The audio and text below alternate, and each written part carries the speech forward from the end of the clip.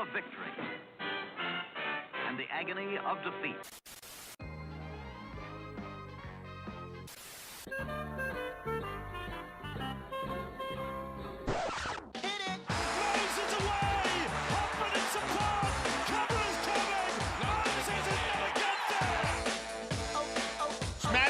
Great ball around the corner, Petticini, he beats them all! Junior Polar out wide, knocked away from Trindle, Sharks coming through, none of them can hold this! Good evening, ladies and gentlemen. Welcome to a live episode of the Tip Sheet Podcast. It's me, your host, John, also known as 4020, here to talk all things Parramatta Eels and the NRL on Teamless Tuesday. Joining me, as always, is my good mate, Sixties, the big fella, Craig, here to yap football with me for a good hour and a half, maybe more. You know, we like to really get the dribble going on. Big fella, as always, mate, before we do talk shop, do we talk the turkey?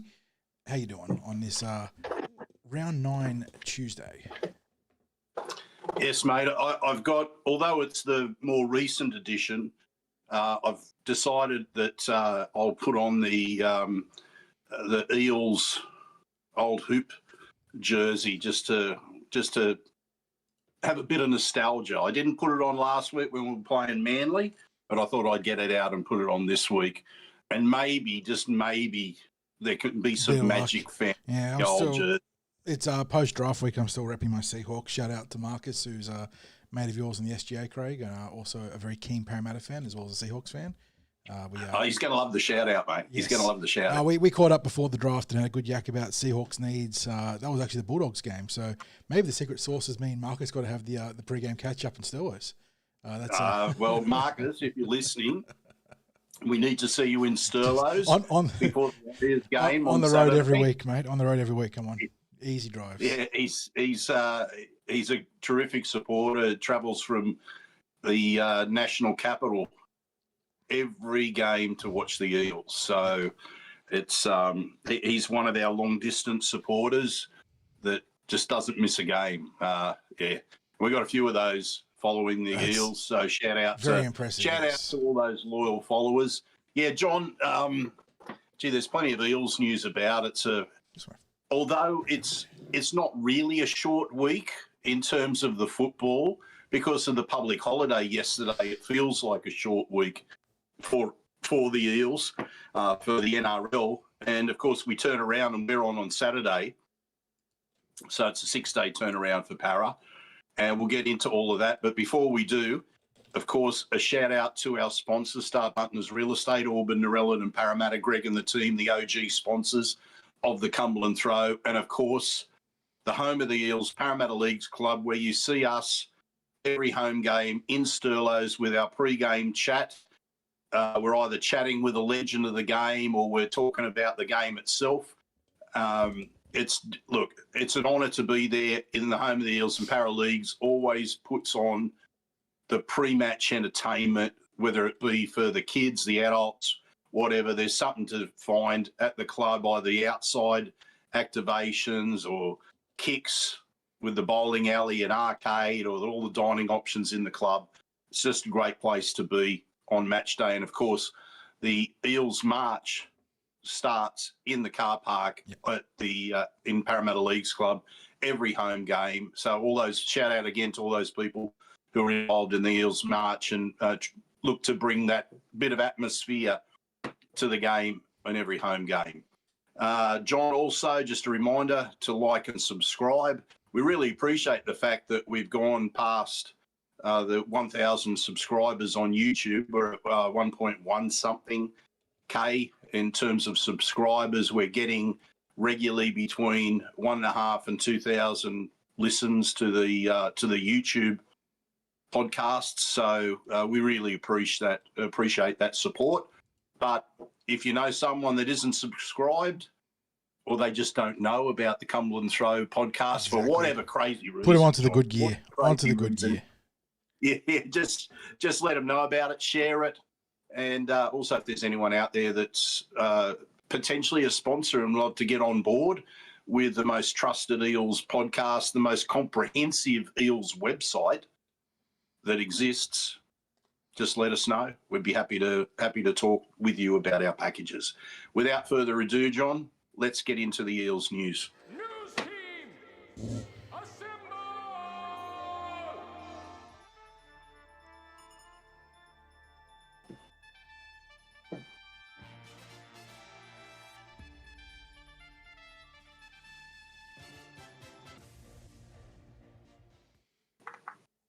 John, it's a big week in Eels news this week, but let's start off with something that came through in the latter part of last week, and that's, first of all, the extension and upgrade of Araz Nanva. Was it an upgrade? It was an extension. Was it specified in the release that there was an upgrade? Yes, he'll be top 30 next year. No, but that's the extension part. There is no upgrade to 2026, though. At least there was nothing. No. So, what's your thoughts on that contract? Because he's certainly caught everyone's eye and appreciation with his NRL debut. I think the biggest surprise for a lot of people, not so much was the extension, was the fact that it was only the singular year extension. But there is some logic there, Craig. I think there's a fair chance that there's a secondary extension coming, not to the similar to what happened with Riley Smith last year. But it does mean that the Eels can play keep away from rival clubs for the next, we're in end of April now, so the next 4 or 5 months before November 1 rolls around. So they've got the ability to hammer out an extension or the framework for an extension between now and then, because Araz has certainly been very good in his first 2 NRL games, especially the second one. The first one was good. Second one was very impressive against Canterbury.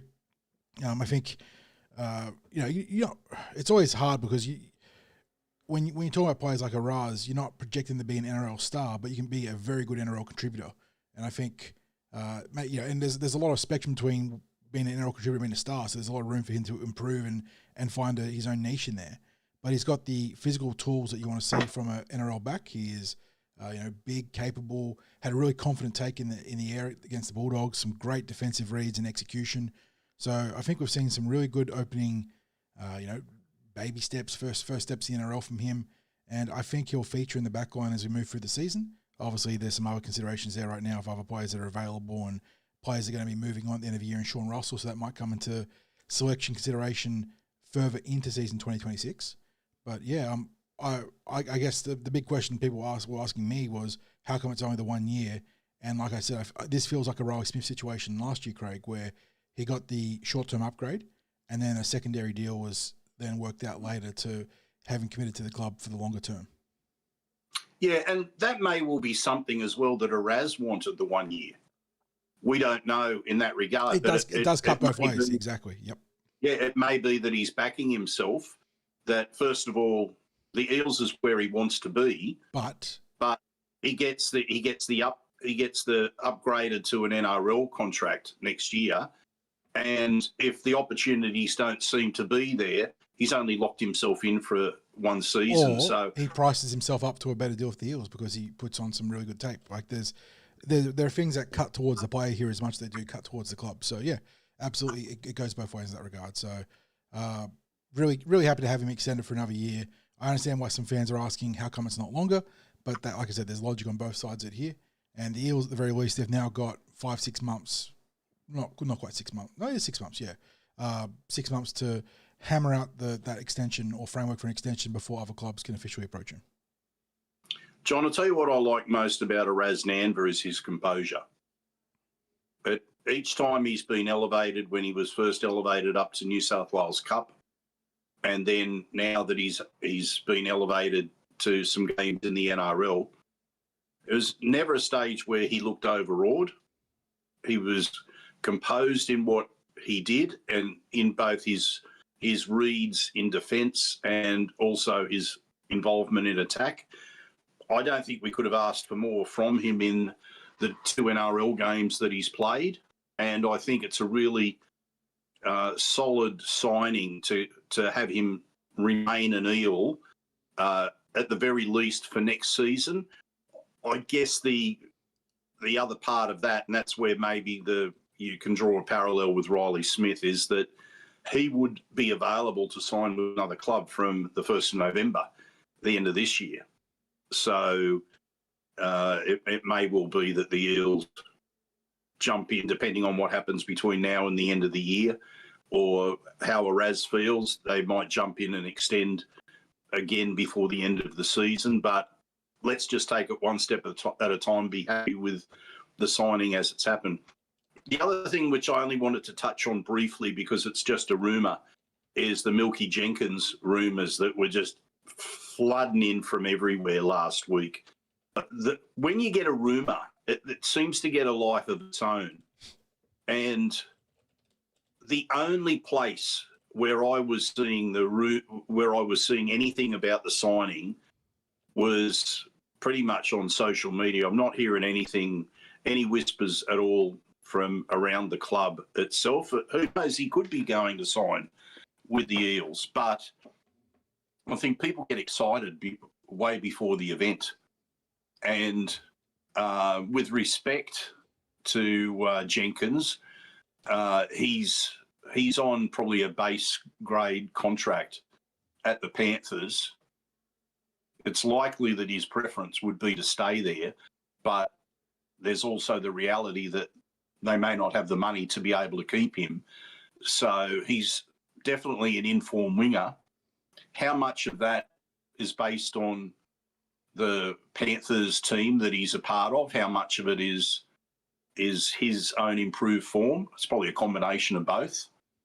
He'd be a solid signing for Parramatta, but I'm not going to get too excited about it until it happens. And then if it happens, I'm probably just going to be quite happy that he signed. They're picking up a competent first grader that covers centre and wing.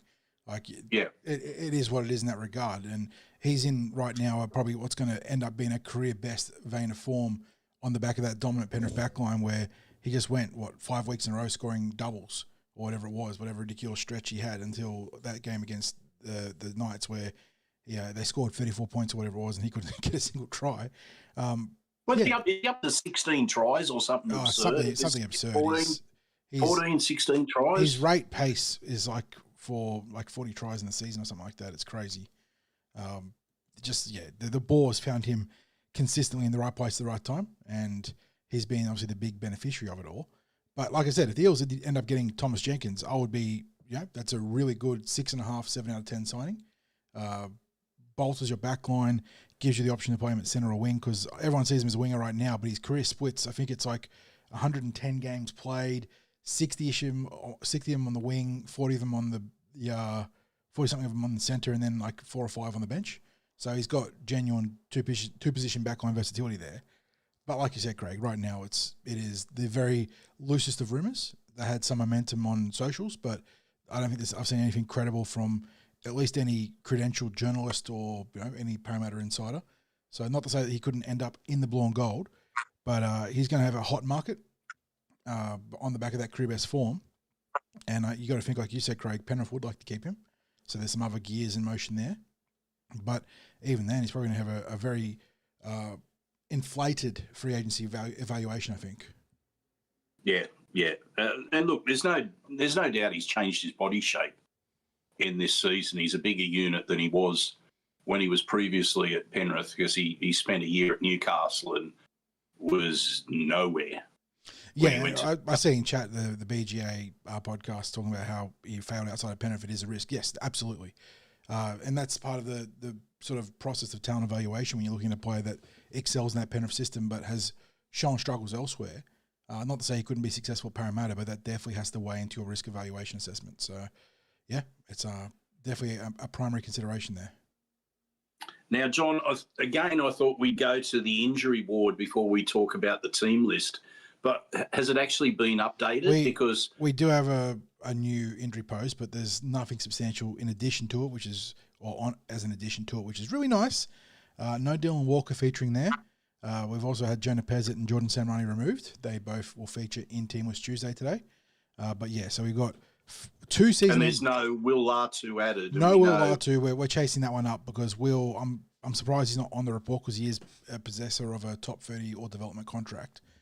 So theoretically he should be reported on, but the club may still be seeking medical analysis on his situation, so we have to wait and see. But yeah, as it stands right now, Craig, the 2 confirmed season enders, ACLs, Daduri and Hopgood, Bailey Simonson still TBC on what his return designation will be, whether it's this year or more likely to be next. Then you've got the quartet of round 13 prospective returnees in Iongi, Twaddle, Katonga, and Tuavaiti. And then Lincoln Fletcher, who has a hammy, still due back in round 12, which is a bye week. So might as well be around 13. Yeah. Okay, so that leads us to Team List Tuesday. The NRL, there's not too much news, but we do have a very spicy New South Wales Cup team list to talk about. So very quickly, we'll go through it's strange, isn't it? Very quickly, we'll go through the NRL team list, and then we'll get to the New South Wales Cup one. Yeah, only so much to talk about in the NRL this week because the Eels, it's not shuffling deck chairs in the Titanic, Craig, but with no extra injuries because Dylan Walker seemingly is okay. The only change to the team list this week is Walker himself officially being designated on the bench instead of starting at lock forward for Jack DeBellin, which has been the pre-game move that Riles has made the last two games against Canterbury and Manly. So he's just is this like the reverse mind games, Craig? Is this him officially ratifying that change, therefore Walker starting against the Warriors? Who knows? But otherwise, yeah, Eels. Not signalling that there's an injury where he won't be playing. So, and just to clarify for people, I haven't been at training today, so I've got no idea. No mail there. But, I mean, Jason Rolls was very upfront about the major concern or the primary mechanism for concern being a fractured arm. They would have had results back. So if he had a broken arm, that would have been on the injury report. Considering that Jordan Samrani, Tiankan Brown, and Araz Nanva are also on that reserves list, Craig, there would be nothing to be gained, you'd think, from naming a player that cannot play in a team list where every position or personnel available is incredibly valuable right now given the constraints being put on our roster. But just quickly, it means the team looks like this. Papali, Kelly, Penasini, Russell, Adokar, you're 1 to 5. Volkman and Moses in the halves, so Ronald Volkman retaining his spot over the returning Jonah Pezet. That's something of consideration right there. In the front row, Moretti, Smith and Barlaw, Geimer and Williams on the edge, Jack DeBellin officially starting at lock forward, Talon da Silva, Pryke, Matayeli, Walker, Tuolangi and Talataina, your 6-man optional bench there. Extended bench / the reserves, Samrani, Tiankan Brown, Araz Nanva there. So Eels are getting Samrani back on their extended roster. And again, Riles rewarding the efforts of the young forwards in Pryke and Matayeli, both of whom I thought did quite a good job against Manly, all things considering, in the totality of the team's work and their individual efforts.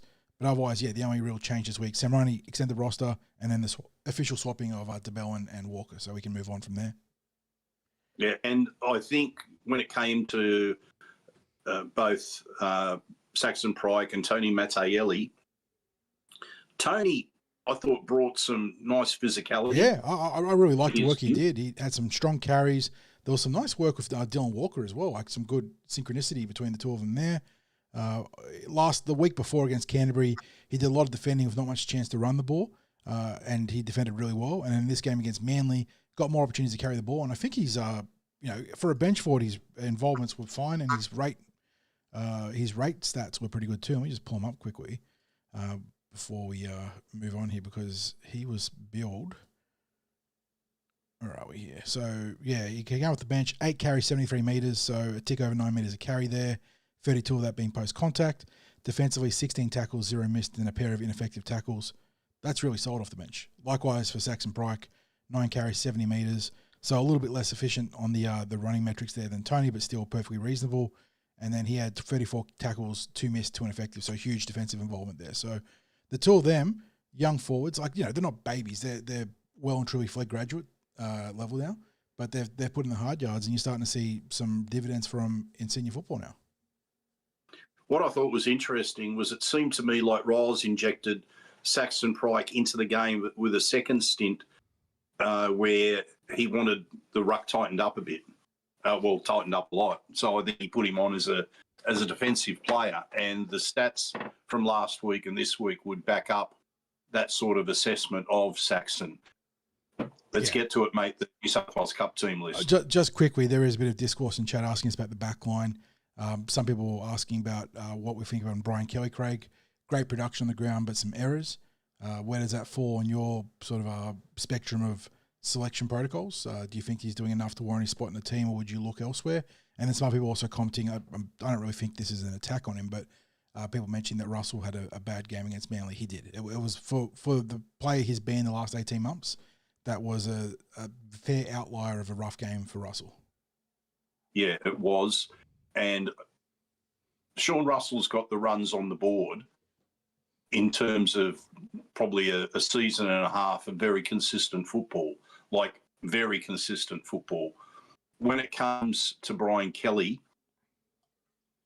for mine, he, in the last 2 weeks, has produced the sort of run meters that you need from the outside backs. He's probably both he and Will Penasini. If you didn't have them in the outside backs, the yardage work from Parramatta just wouldn't be up to scratch. And I think Brian is doing an admirable job for someone who's actually a centre having to play on the wing. As for the errors, I admit I have my heart in my mouth. You also specified you think opposing teams are sort of dipping into the grey area on refs' tip sheets on Kelly being a known loose ball merchant, and maybe doing some extracurriculars in the ruck. Yeah, that's my belief that he's being targeted for having the ball stripped. Teams are taking the odds at ripping at the ball, and we saw that was successful with the Bulldog. I think it was the Bulldogs. No, was it I'm just trying to think. It might have been the Tigers game where the ball was stripped. The Tigers game, there was a very the blatant. Tigers game, and it was blatantly stripped. Guess who was in charge in the Tigers game? Yeah, let's not talk about that.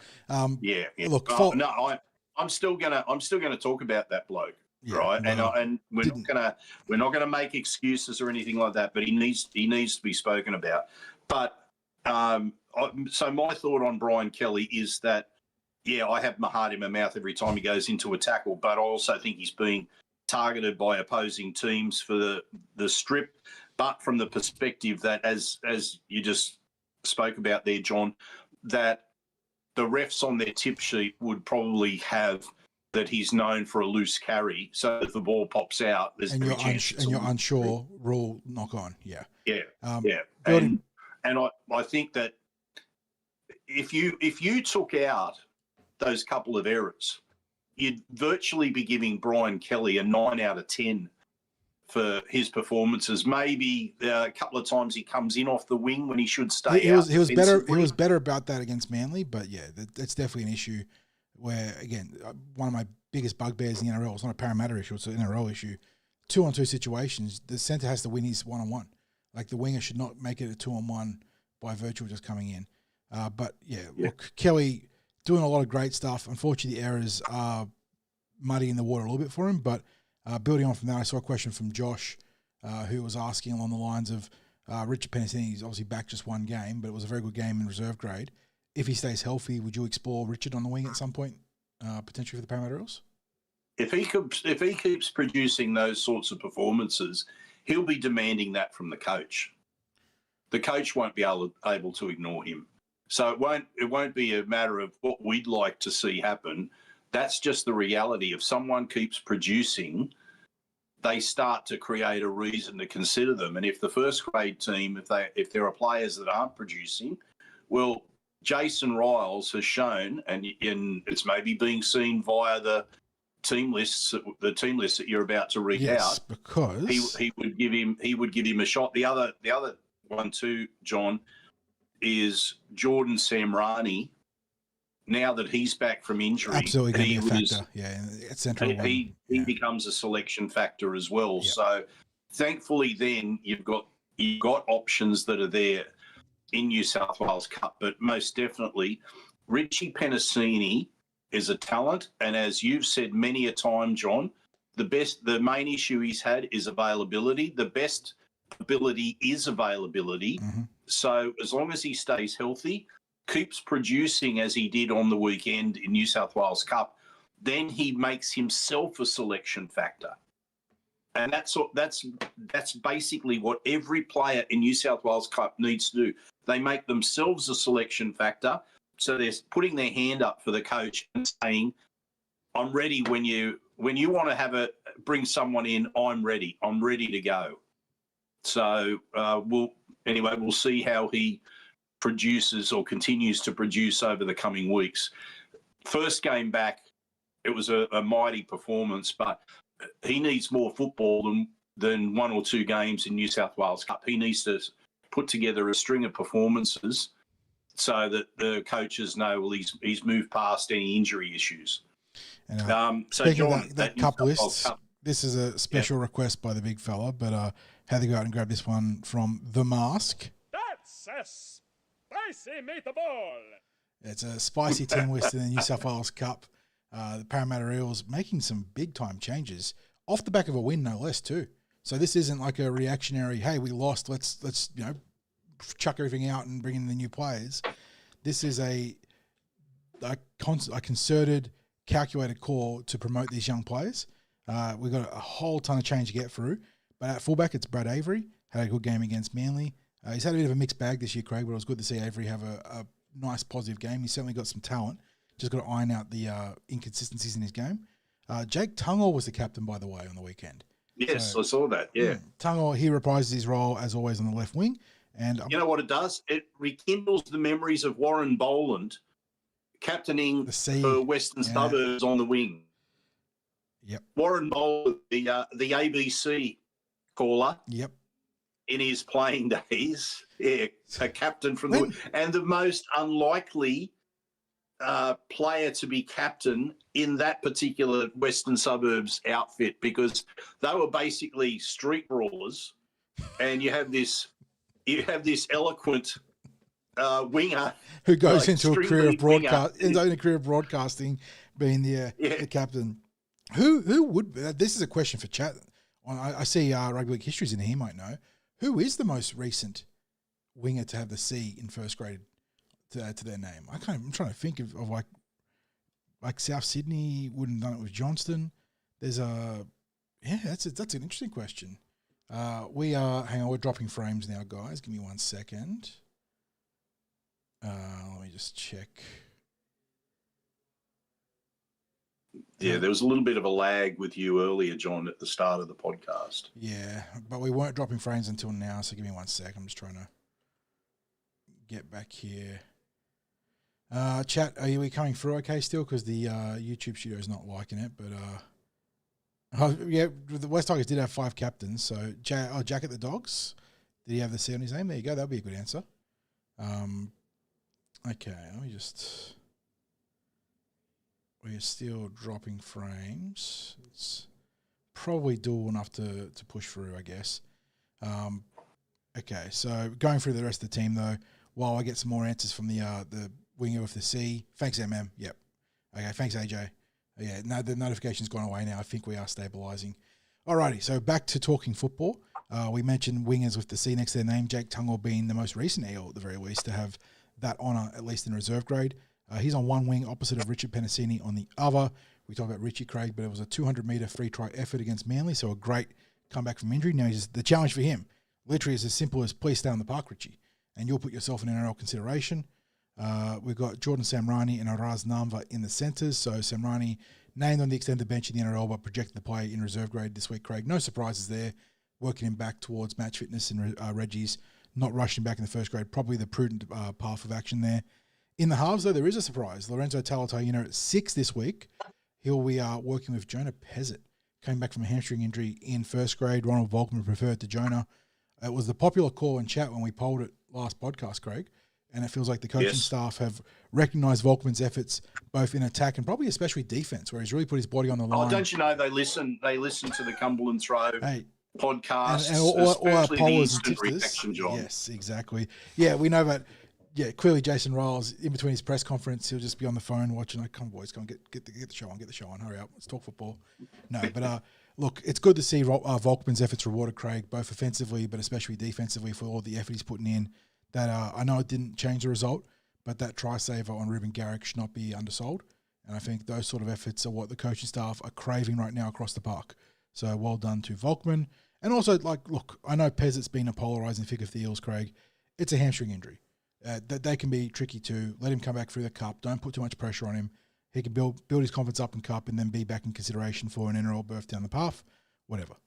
In the front row, though, it's Tiankin Brown, Cruz Natili Schmidt, and then Zack Visconti, talking about Eels getting promotion. Zack having a couple of excellent outings in reserve grade. He scored a try on the weekend. I think he scored a try the week before as well. He's on a bit of a try-scoring streak. He gets a starting call in the front row. Speaking of promotions, Trace Beattie taking over for, unfortunately, this one is injury-driven. We're trying to chase up, but Will Latu picking up a knee injury on the weekend.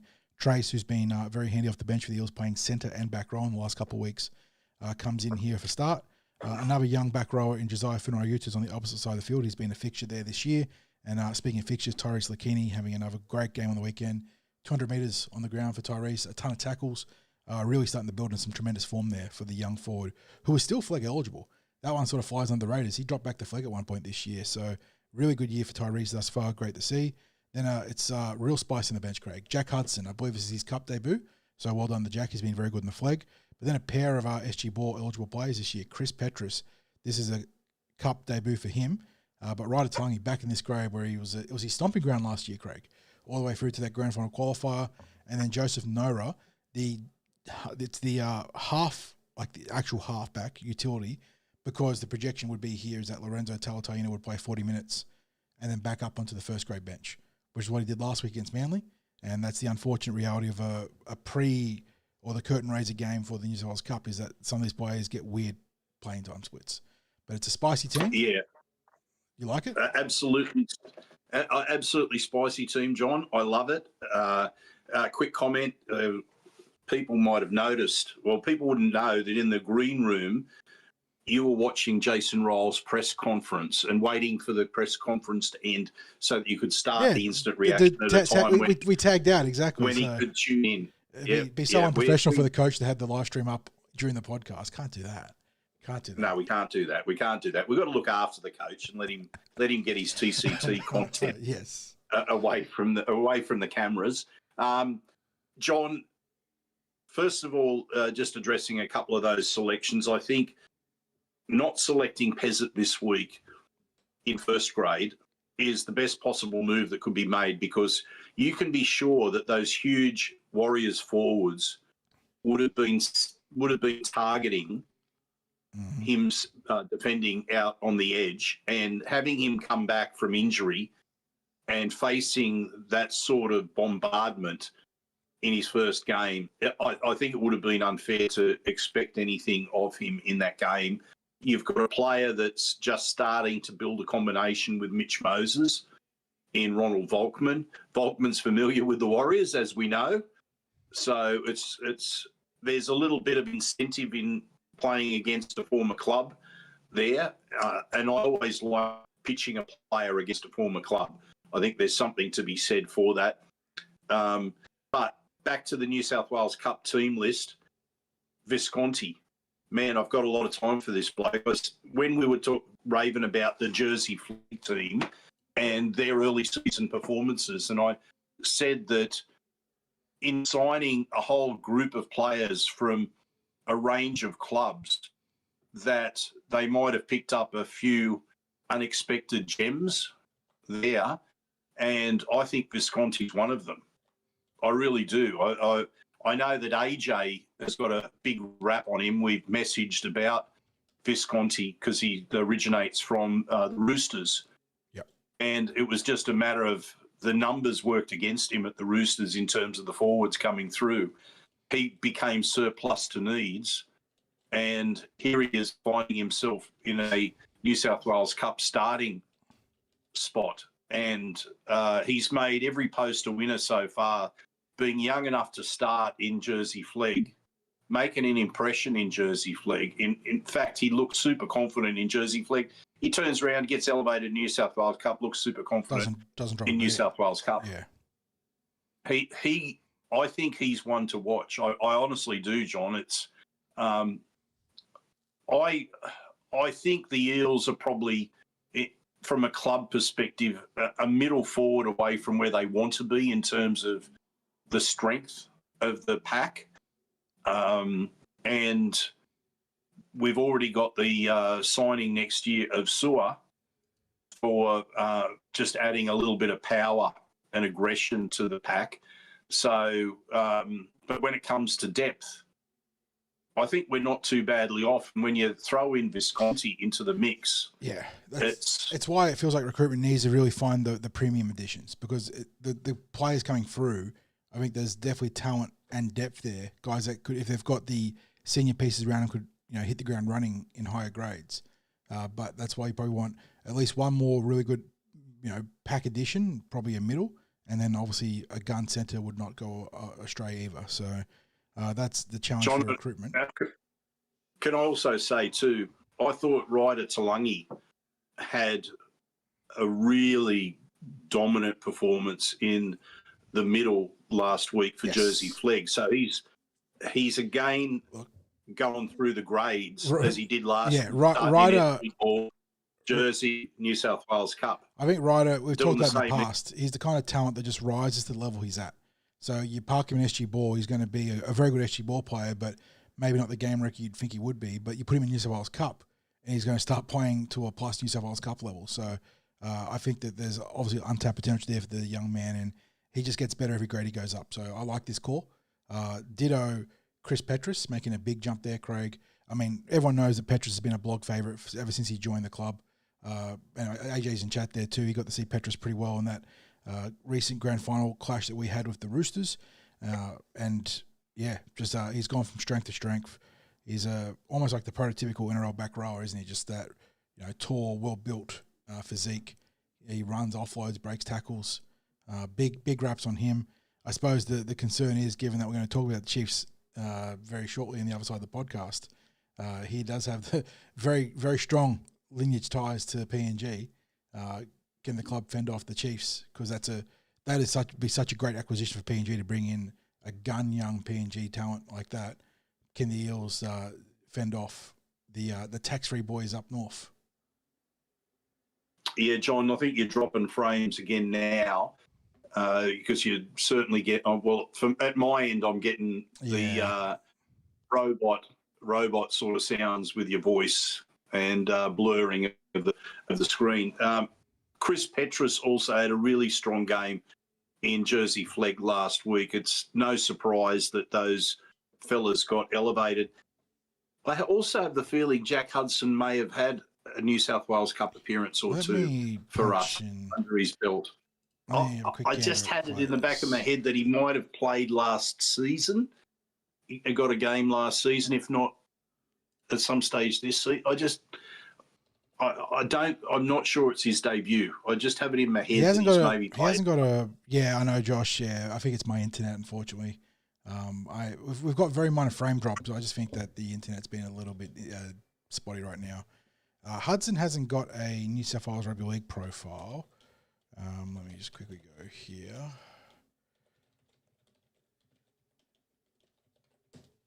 He might have played one game last year. I'm not sure. No. I could be wrong. I just had it in my head that was maybe the situation. But anyway, it's as you said, it's a very spicy team list because you've got players that are coming back into the team from injury, players that maybe could be considered for NRL that are being selected in New South Wales Cup, and then you've got the elevations coming from Jersey Flegg. Is it arguably the strongest New South Wales Cup team we've fielded for a number of weeks, even with the injuries? I like what it looks like, John. I think it's an exciting. They might not get the job done against a Warriors team, but by the same token, I think it's the vision, the balance in the team. It's very good right now. Yeah. Yeah, I think there'll be a lot of people interested in seeing how that unfolds. Hopefully not to the extent that it takes them away from coming to see our pre-game appearance in Parramatta Leagues Club. But tough scheduling this week too, by the way. It is tough. Reserve grade at the COE, the Tarsha Gale at 2:30 p.m. in their grand final. It just does not line up this week very nicely. It's unfortunate.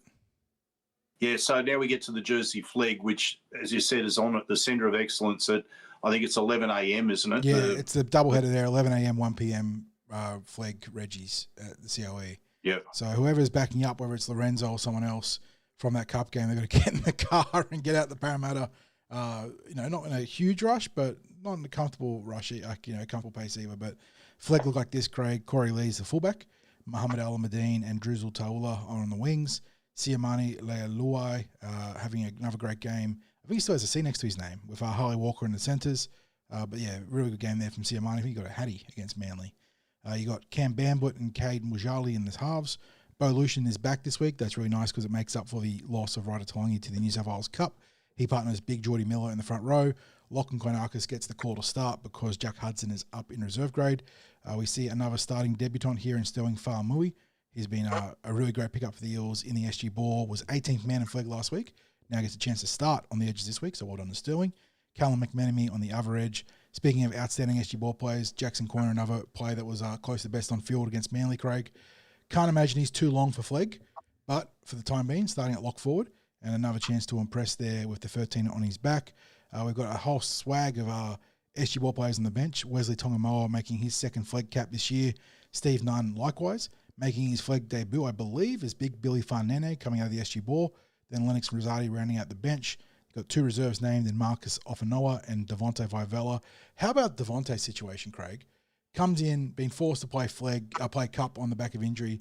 Honestly does a really good job and gets bumped out because there's returning players in the form of Jordan Samrani and obviously Araz Nanva carving out his spot up there. He did a great job in cup, but the Flegg team's on fire. So the coaching staff are loath to change a winning formula there. He's going to have to bide his time, it looks like at least, he's going to have to bide his time as a extended bench player right now. Geez, rugby league can be a tough game sometimes.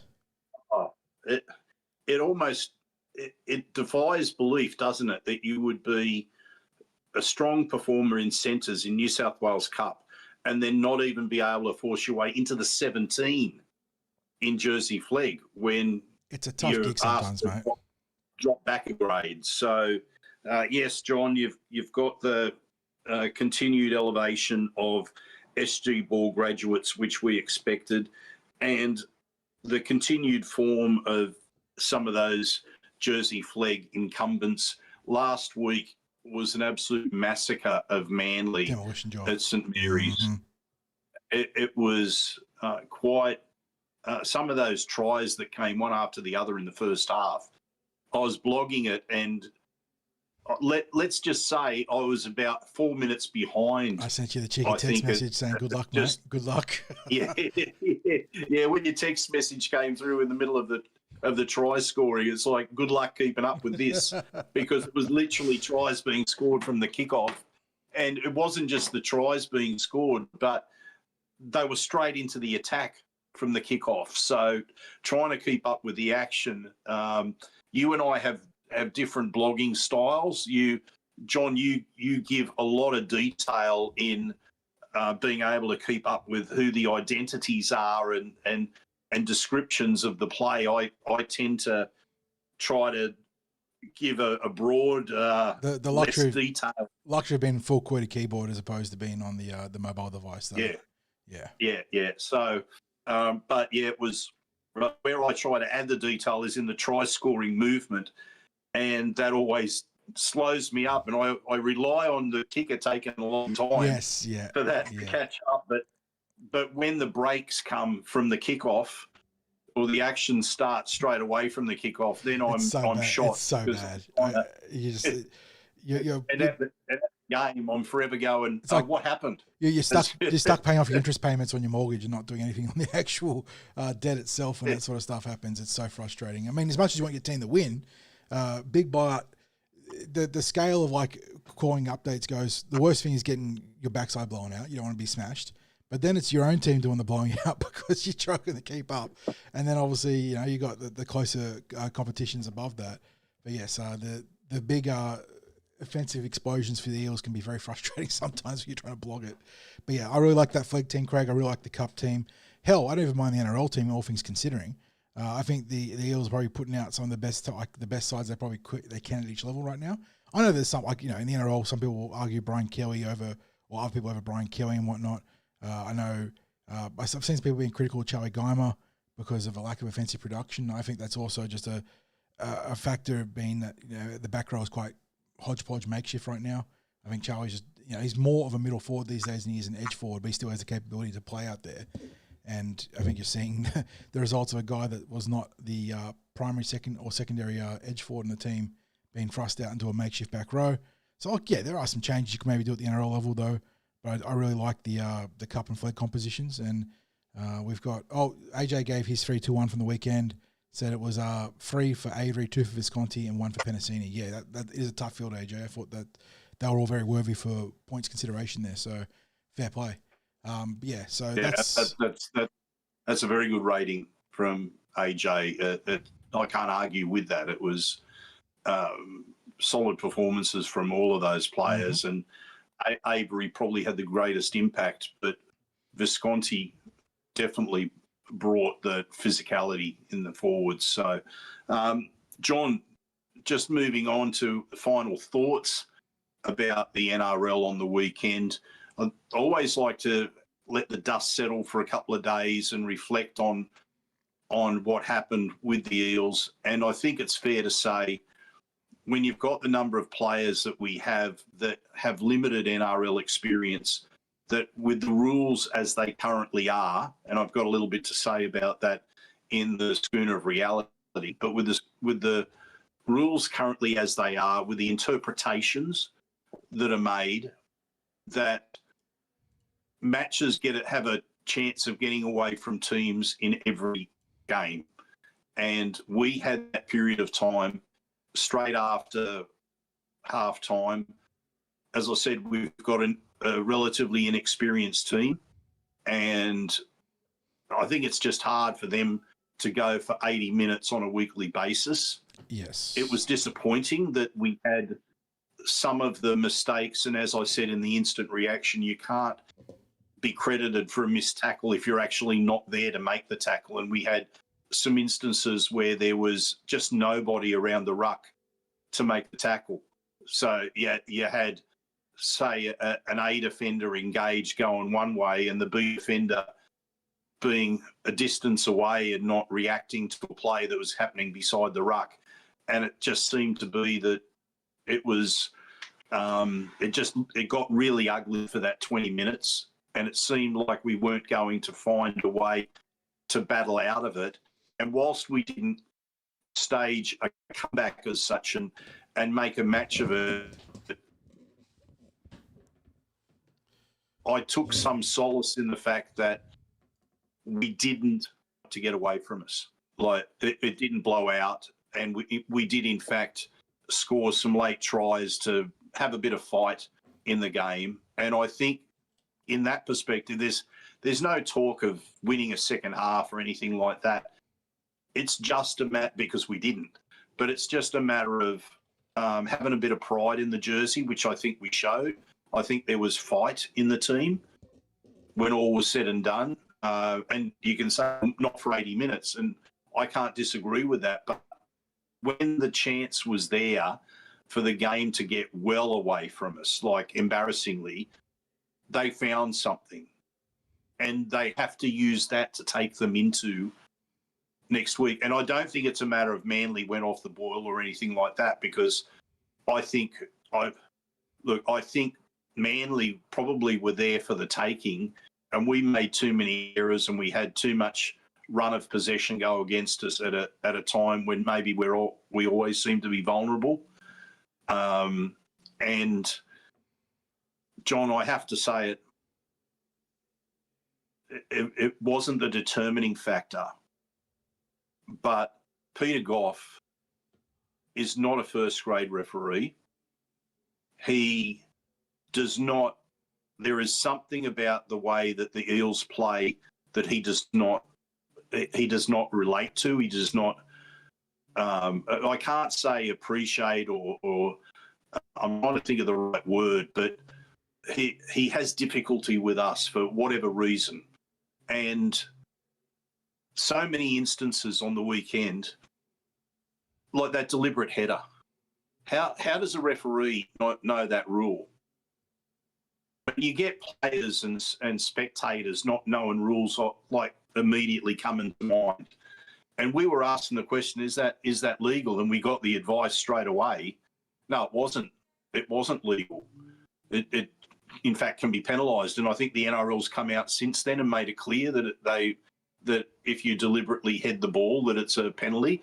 But how does it happen in a match so blatantly and the match official has no clue? It wasn't as if he didn't see it. Yeah, well, he didn't see about 12 forward passes and a 5 metre knock on that led to a 60 metre line break. So, let's not get too granular on our criticism here, Craig, because he might need that OPSM sponsorship that they used to joke about. Well, John, the other matter too is, and this wasn't a Goff's call, I believe this was Grant Atkins' call for the sin binning. Yeah, there was patently false information relayed, which I really don't. That's a huge issue. That if the bunker is getting those details wrong and it's driving a sin bin, like the mechanisms or the KPIs for a spear tackle leading to a sin bin, then why do we have the bunker? Because there were no hands between the legs. The driving force was provided by the Manly player, bizarrely deciding to jump in a tackle. I agree that it went past horizontal and it's a penalty, but Talon Silva putting a sin bin for that is insane. Yeah, it was. And to me, John, the vision looked quite clear. When that message was coming through about the hands between the legs, I'm thinking, well, it must be on some vision that's not available to us, because from what we can see, his hands are on the hips as he's lifting him and pushing him towards the ground. And as you said, that then changed the mechanism of what determines a sin bin for that type of tackle when that was relayed from the bunker. Ridiculous call. Yeah, it's completely out of Goff. It's completely out of Goff's hands at that point. So that's important to stress. For all we criticise Goff. Yes. Yep. Yeah, and I actually believe it was real. That combination again. Yes. I think it was actually relayed to me that apparently there was some footage of Goff saying that he didn't think it was a sin bin to the players. I'm not sure if that was on Fox or something like that, but that's just where we are right now. The way the bunker's set up is that we're getting these really interesting, inverted quotes, interesting calls. And unfortunately, when you have, and what makes it that much more frustrating is, sorry? I was just saying there must be something in that, because I've been told anecdotally that the players had said that he said that to them on the field. That look, I didn't think it was that serious. So, and what makes it all the more frustrating is in the same game, Homoli Olakwadu, phenomenal player, don't get me wrong, but he has direct, moderately forcible contact to the head on two different players, Volkman and Sean Russell. That's been consistently a sin bin across the last 2 years in the NRL. Jermaine Hopgood was rubbed out of round one for something far less worse. And then in this game, there was only a penalty for the Volkman incident, which led to him being put in the HIA protocols after review from the bunker, while the Sean Ross one was completely missed and it was even worse. So what are we doing here? Why do we have this $5 million technological establishment here in the bunker if they're not doing their jobs? We talk about Craig again. I don't rate Peter Goff as a first-grade official. There are other issues there contributing to that, where there's not enough, support for the officials. They have to do too much on the field. That all contribute to that. The bunker's a completely different kettle of fish, Craig. They sit there with all the 4K monitors, the 8 different angles, the ability to rewind on a dime and make these calls as informed as you can possibly be, and yet they are still missing or getting things critically wrong.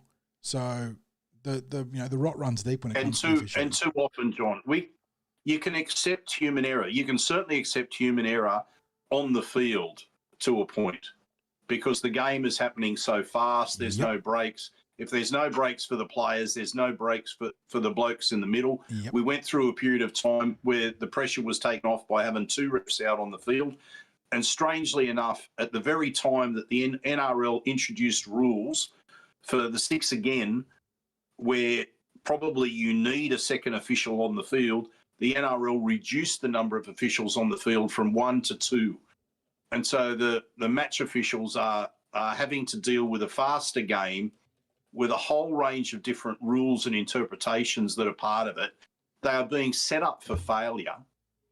But I don't want to get ahead of myself, because this is going to be part of my schooner of reality. We don't want to take away from that. But yes, No. that's the wrap on the weekend for the NRL. Other results we mentioned, Craig, gutsy win for the Cup. I know Manly aren't doing that well there, but the Eels found a way. Richard Penasini back from injury. Had he on season debut, I suppose. Great to see. It wasn't actually season debut. He played in round one. He hasn't been back since then. So on his season return, we'll go there. And then in the Flegg, dominant win there. And then the Tarsha Gale, Craig. How good. Lisa Fiola, tough loss. They had the game there to be won, but unfortunately couldn't overcome some tough calls of their own, plus a lot of their own errors at inopportune times. But the Tarsha Gale continuing to be incredibly dominant. It has been wonderful to watch the pathways and the pipeline develop on the female side of things, Craig, because obviously the Harold Matson SG Ball institutions for decades. Like they've been pumping out players for the longest time, but the growth in the pathways has been so visceral and real in the last few years. And now this this Tarsha Gale squad is just blossoming of NRLW talent or prospective NRLW talent. And they've got a chance to do a very rare feat in the pathways. Go back to back. It is one, I know we always talk about going back to back in the NRL being so hard. It doesn't happen that often in the pathways either. So if they can knock over the Cronulla Sharks, who they met back in round two in a real torrid and low-scoring battle that they prevailed in, they get to do that rare feat. And the way they're playing right now, I gotta hope there's no betting on junior pathways, but if I was to put money on them, it'd be going on the Parramatta Eels. Yes, and can I just say as well, John, that the Eels pathways in the females game it's a machine now. It's an absolute machine because you've got all these women that graduated from the Tarsha Gale to the Harvey Norman Women's Premiership last year, and three of them that also took that other step up into the NRLW team last year. So they're playing Tarsha Gale at the start of the year.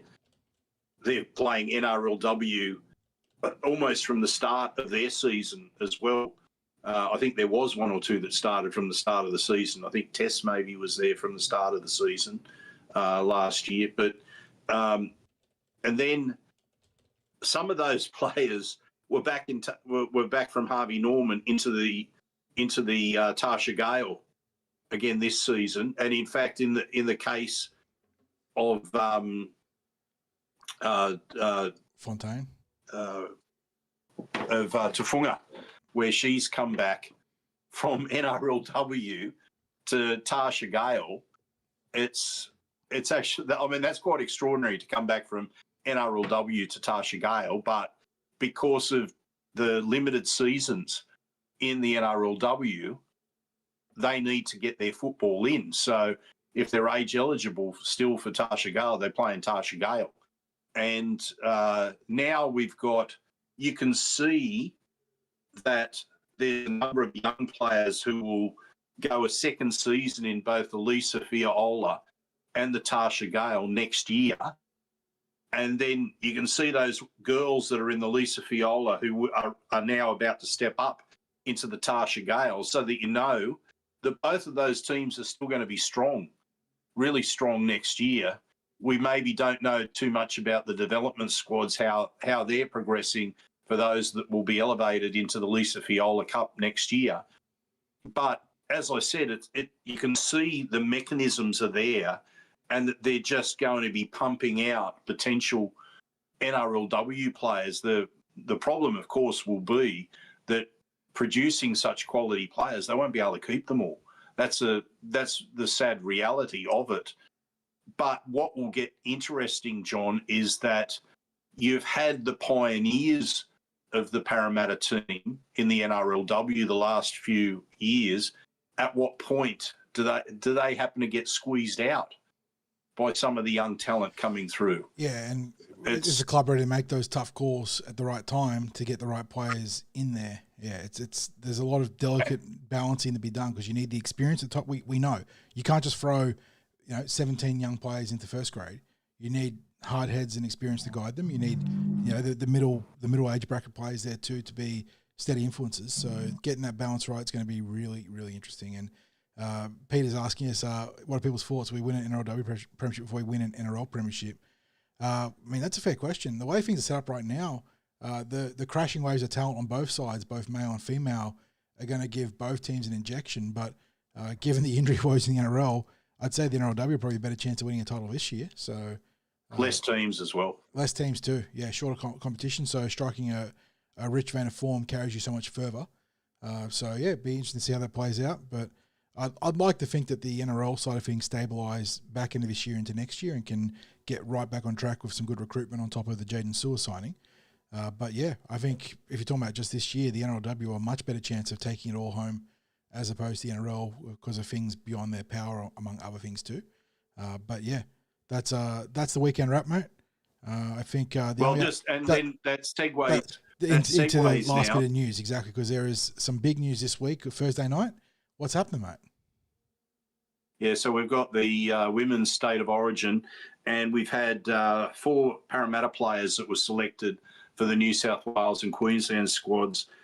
So that we've got Abby Church and Kennedy Cherrington for the Blues, and that's not a surprise given the involvement with both players in the past. And likewise, Rory Owen has been selected again for Queensland. She was selected last year, and she's joined by new Eels recruit Keely Joseph, an experienced representative player that will be playing in Eels colours for the first time this year. We're going to be catching up with Steve Georgalis next week, so we'll be doing a season wrap on the junior reps season and hopefully reviewing an Eels grand final win in the Tarsha Gale Cup. And we'll also talk a little bit of NRLW as well, just get an update of how the pre-season's going for him. John, that wraps up the Eels news. So, and we're just ticked over the hour, so it's just in time for your intermission and your intermission music. Yeah, I didn't have much inspiration this week, mate. So it was your pursuit of the soundbite that actually gave me the option to go this way. So we went to Jim Carrey's classic, or maybe cult classic, The Mask, for the soundbite, which again, just for those that weren't here, Spicy meatball. he ate the dynamite and had the big burp and then the spicy meatball. And then was it later in the movie? I don't know the actual. I can't remember the splits in the movie, but there was an iconic little song and dance number where he enraptured the police department with his pseudonym of Cuban Pete. They call me Cuban Pete. I'm the king of a rumba beat. When I play the maracas, I go chick chicky boom, chick chicky boom. Yes, sir, I'm Cuban Pete. I'm the crack. It's a fun move, The Mask. I've been watching some Jim Carrey shorts on YouTube and Instagram, and there's one where he's doing his impressions, and he does an impression of, I think it's the Grinch from the movie, right, that he played as well. But his face is just so rubbery, right? And he immediately went into that face, he can just and he goes, emote special effect. Yeah, he has a singular unique comedian between the actual written comedy, but the physical comedy is almost unmatched. And that was during his when he really exploded, because that was off the back of his was it MTV that he was on initially, or was it SNL? I can't remember, but he had that hot run. I think that was also Cameron Diaz's first big. Was it In Living Colour? No, you're right. It was. Yeah. You're right. Yep. That's the one I was looking for. And I think that was Cameron Diaz's one of her first big breaks too, playing the love interest or female protagonist in that role there too. So very fun movie. It did not take itself seriously whatsoever. You don't see that too often these days. Movies are either way too serious or take themselves way too serious, and very few. Although we are seeing kind of like that swing back to, there was a recent Malcolm in the Middle, not reboot, but follow on and whatnot. So they're, we're getting to that point of the cycle where we're recycling older styles like that. But it was a fun movie. Yeah, absolutely. I love the outtake, and I think it was in Liar Liar, and in the outtake, it was part of the movie where there was accusations flying at each other, and the woman just went to him, overactor, and he just cracked up because he had to admit that's his style. So anyway, look, we move on, and it's time for my schooner of reality. Again, I've got the black champagne in the TCT schooner glass, and my schooner of reality again has to go to the NRL and Peter V'landys, the state of the game at the moment. Mick Cronin said it at the 86 event the other week. He doesn't want to watch games where the score's 50-30. So I just did a quick snapshot, and there's far better ways of doing this than the way I've done it, because I've just done it the quickest way possible by looking at the round 8 points this year and then gone back to previous years. Actually, I made a mistake. I looked at round 9 from last year, and then I think it was in 1999. So excuse me for looking at the wrong round, because we're currently in round 9. So I've very quickly gone back. But round 8 last week, total of 448 points was scored across the NRL. That's an average of 56 points per game. 56 points per game being scored. Now, it was bad enough last year, and in round 9 last year, it was an average of 49 points per game. And again, I'm pointing out the sample size is only one round, similar time to last year. Then we go back to 1999, which was the first year of a 16-team NRL competition, not a 20-team NRL competition. And the average was 40 points per game in that corresponding round. Goodness. So that's just, as I said, a snapshot, which is not really what you'd call done in a statistically significant way. And it was just the simplest way of grabbing something quickly. But what I will say is that the eye test tells us that when we're getting the score lines that we are, where it's not unusual for blowouts to happen on a weekly basis, and not one blowout, but 2 or 3 blowouts. And we know why. It's because when one team has momentum, and it comes from those 6 agains, because statistically there are so many tries that are scored off a 6 again. Like in that set of a 6 again, you can see the referee that it gets down into the red zone, 6 again, 6 again, 6 again. It keeps going until one team scores. And it's literally scripting the games. The referee keeps waving the arms until there's a try scored. And you could be cynical and say, well, that's because the one team is deliberately offending. We're seeing games where no one's got a clue why he's called 6 again. It's whatever he's seeing, it's not blatantly obvious to the fans. You're not hearing any booing from opposition fans. Exactly. There's no the crowd engagement on it. No, there's just like sometimes the 10 meters called, that's easy. But when it's a ruck infringement and the guys have gotten back after a 2.5 second play of the ball, or roughly in that vicinity, you're like, what was it? It can't be hands on the ball. It can't be a slow ruck. What was it? Yeah, and then this is the part that I really get concerned about, and there is a marked difference between getting 6 again on the first or second tackle and getting 6 again on the 4th or 5th tackle, or 6 again in the first 78 minutes, or 6 again in the last 2 minutes of a game. But let's not talk about that one. Correct. Yeah. Correct. No, I was absolutely getting to that, John, because that's what we saw with the last 2 6 again calls for the Eels. It was in the last couple of minutes of the game, and what do you know? Statistically, it changes a 5-2 count to a 5-4 count, so that at some point in the future, people might go and look, there wasn't really a difference between the teams in that. But and there is that is one of the most cynical aspects of officiating this game, is the late square ups to bring the deficit and calls into alignment. Because that is not a Parramatta thing. That is an every game thing. You watch that, you'll see it all the time. That is one of my real big bugbears. Call the game on its merits. Don't call it on the quotas.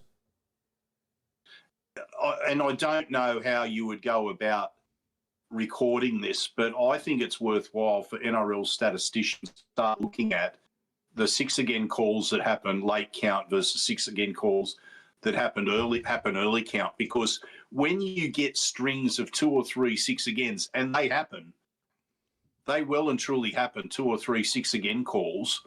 If you get, say, 2 6 again calls that happen back to back, and they're on the first tackle, the team is getting 8 tackles. If you get them late in the count each time, they're getting somewhere between probably 12 and 15 tackles. That's a massive difference between the two scenarios. And we know that there will be teams who deliberately will give away a 6 again on a first tackle to get their defence sorted. They don't mind defending 1 extra tackle if it means having their defence set. So they hold down in the tackle, they give it for a ruck infringement, and all of a sudden their defence is set so that... It's like you said, the NRL statistician should hopefully be on top of this, because I think there is a pretty direct causation and not correlation between the good teams consistently giving away those tackle 1, tackle 2, 6 agains to set up dominant defensive lines, as opposed to the mid or late tackle 6 agains that are given away because a team wins the penalty, as opposed to the cynical ones. Yeah, so...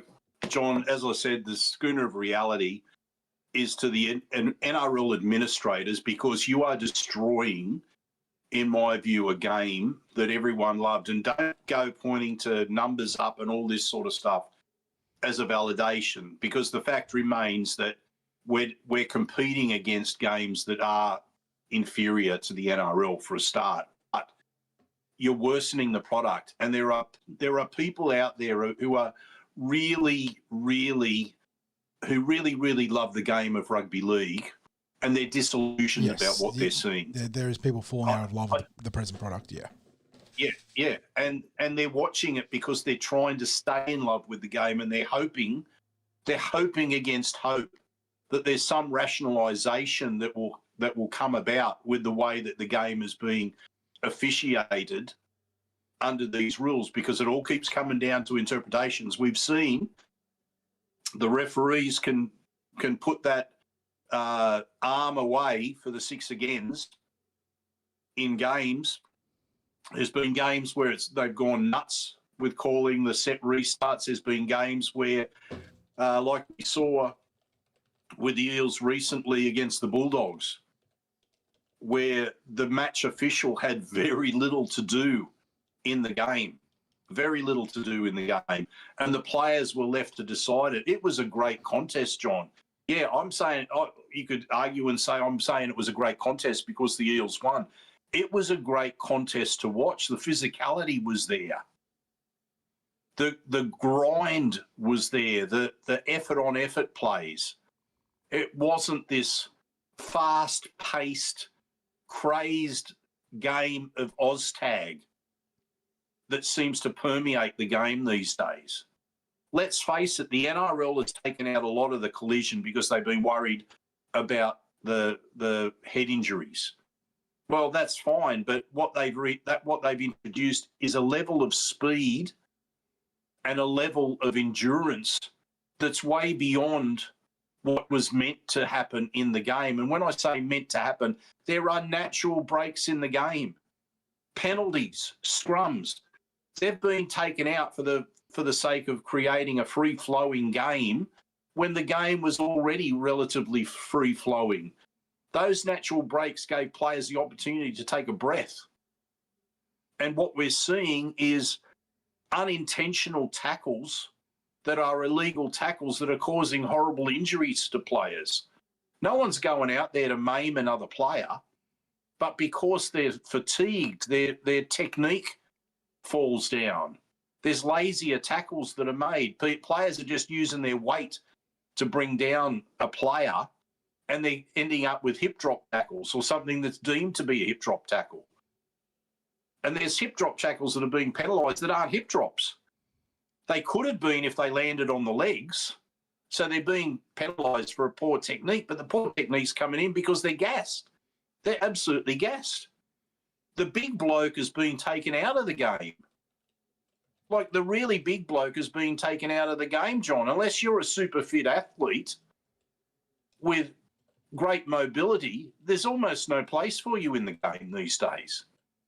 So I don't know if we'd see a Jason Riles in the game these days. You're 6'4" middle forward, not someone who can run like unless you're an absolute unicorn, someone like that. Yeah. So some of the big Brisbane forwards, you just don't, like a Payne Haas. Those sorts of middle forwards are freaks. Yeah, they're unicorns. Like they would exist in any metagame, any era. But like you said, Craig, there needs to be a space to have the small dynamic playmakers, the industrious, hardworking ruckmen, and the big boys. Like you need to have a game that can facilitate each of them carving out their own niche in a game, in a team.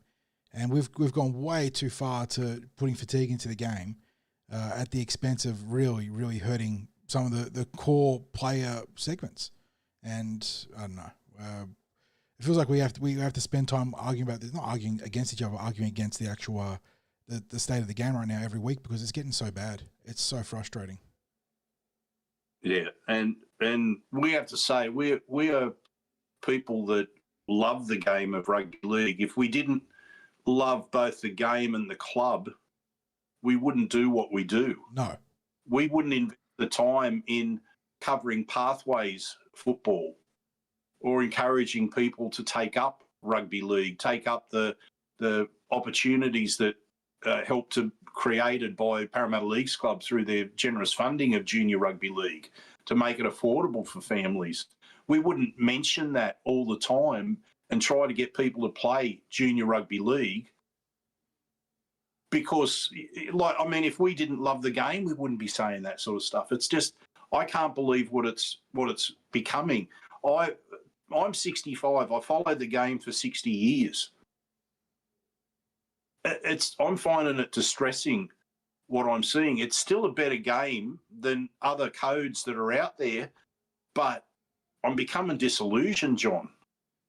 And I think I was feeling that,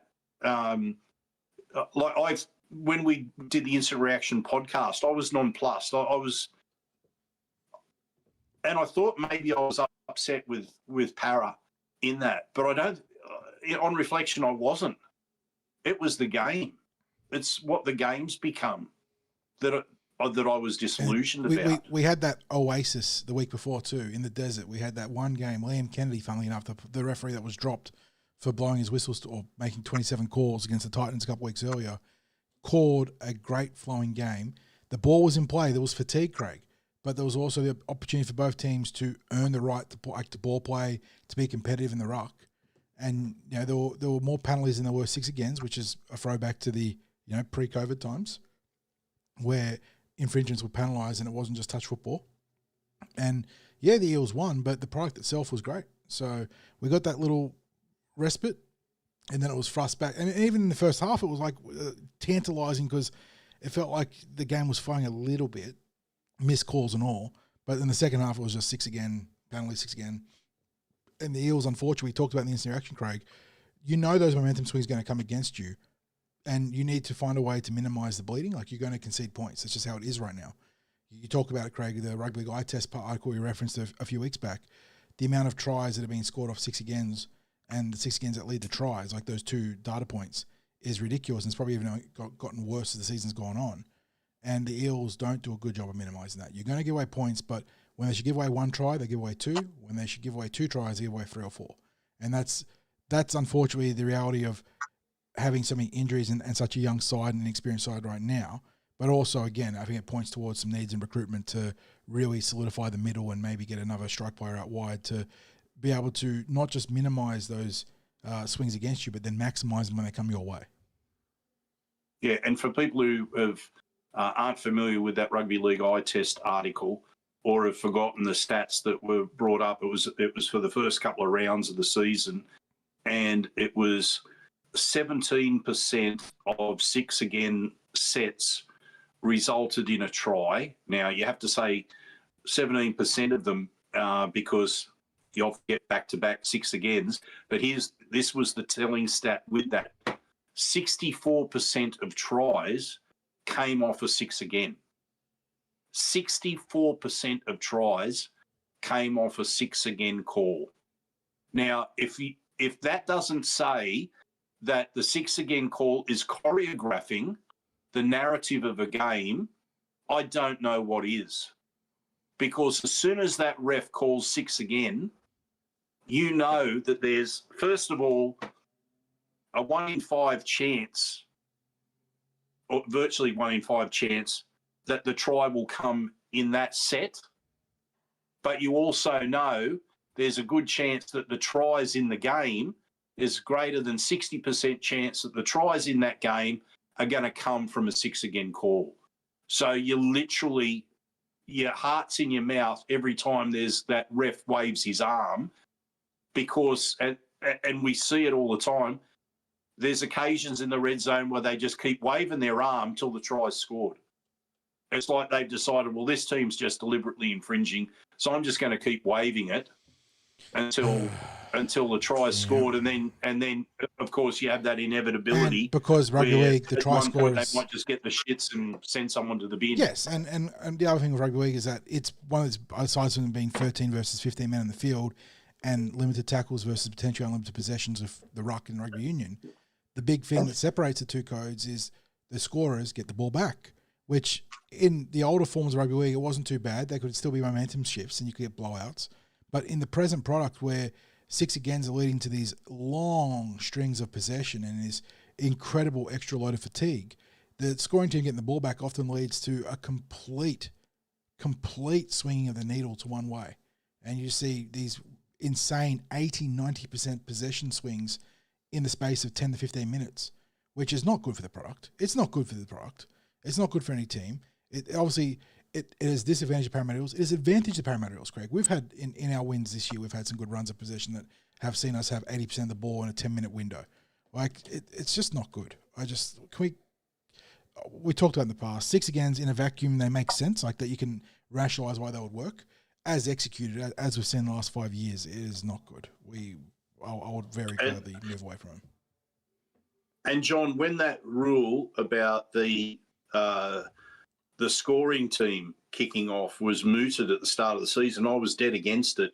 What's unfolding is making me almost flip my opinion on that, because they cannot mutually exist, both 6 agains and the scoring team getting the ball back. It is too disgusting of a combination for the balance of the game or the integrity of the game's balance.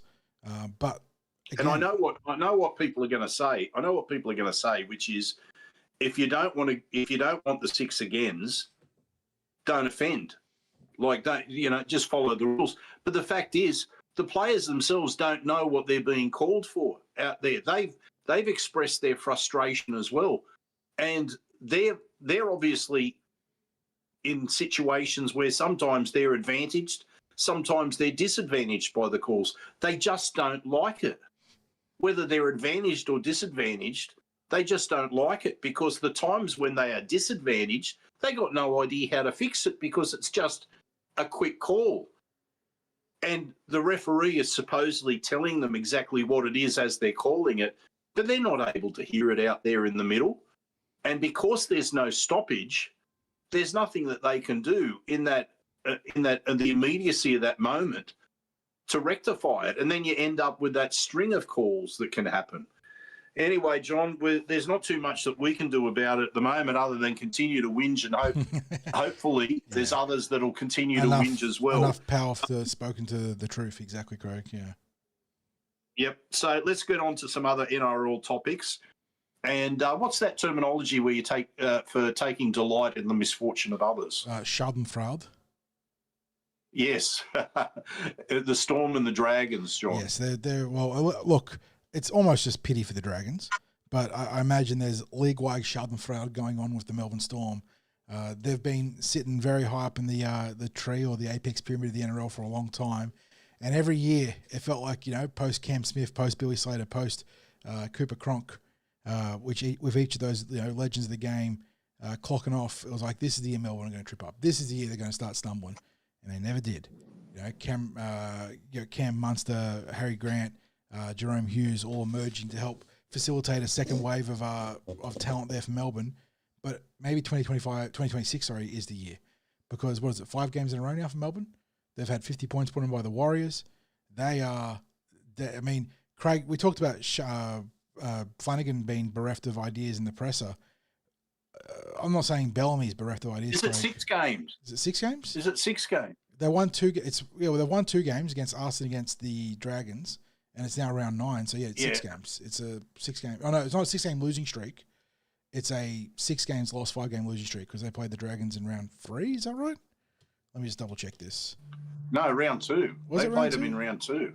Let's just confirm it. Maybe it is a 6 game streak. They played round 2. You're right. So it's losses to Brisbane, Cowboys, Panthers put 50 on them, Warriors put 38 on them. Sorry, Canberra beat them, and then the Bunnies nearly 50 them too. So 6 in a row.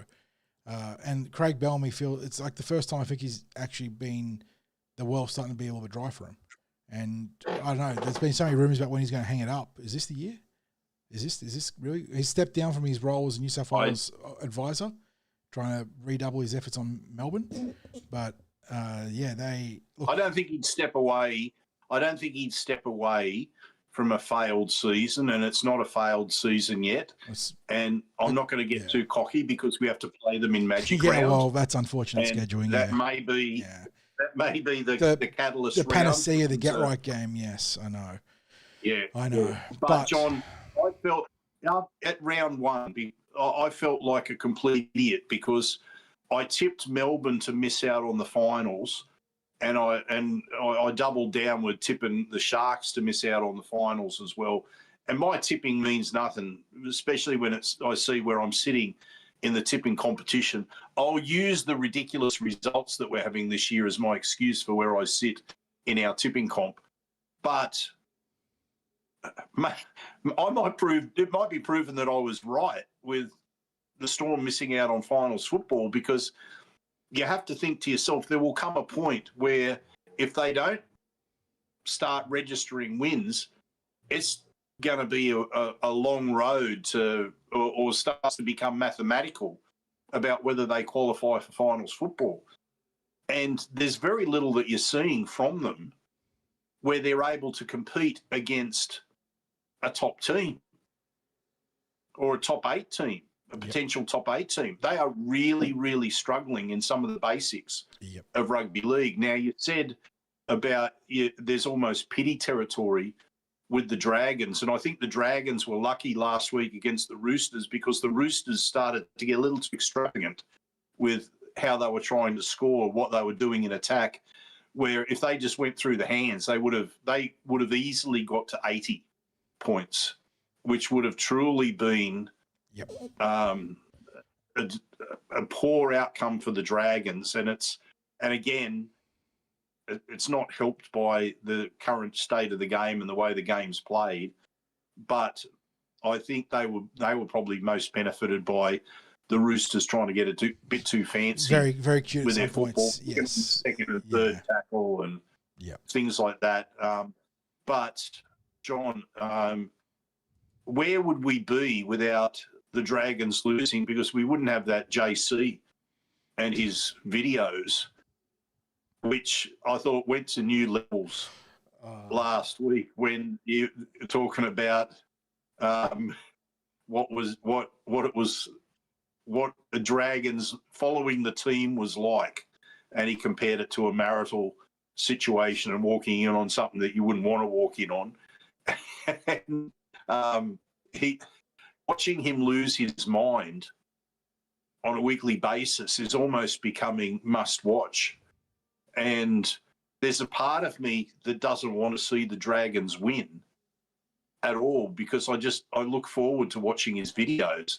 Now, I'm sure the people in chat would feel the same way about JC. It was interesting that when Flanagan got sacked, his video was simply him lighting up a cigar outside Cogra and walking happily away from the camera. But that joy didn't last too long. It turns out, Flanagan wasn't the only problem there at St. George, So, and there was some, I was listening to the radio and there was some mocking calls that were coming. Sorry, our internet's text message like a bit, yeah. Bring back after the loss. Yeah, to get there first. Sorry, casual win, and I said I'm not to happen anytime.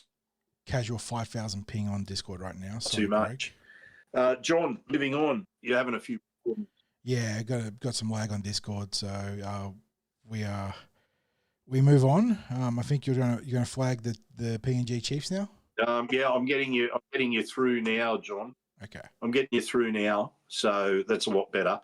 PNG, although they haven't officially said anything, when Alex Johnson put it up on his Instagram account that he was joining the PNG Chiefs, I don't think there's any doubt that he's signed or agreed to terms for joining the Chiefs for 2028. So I guess he's unofficially the first signing.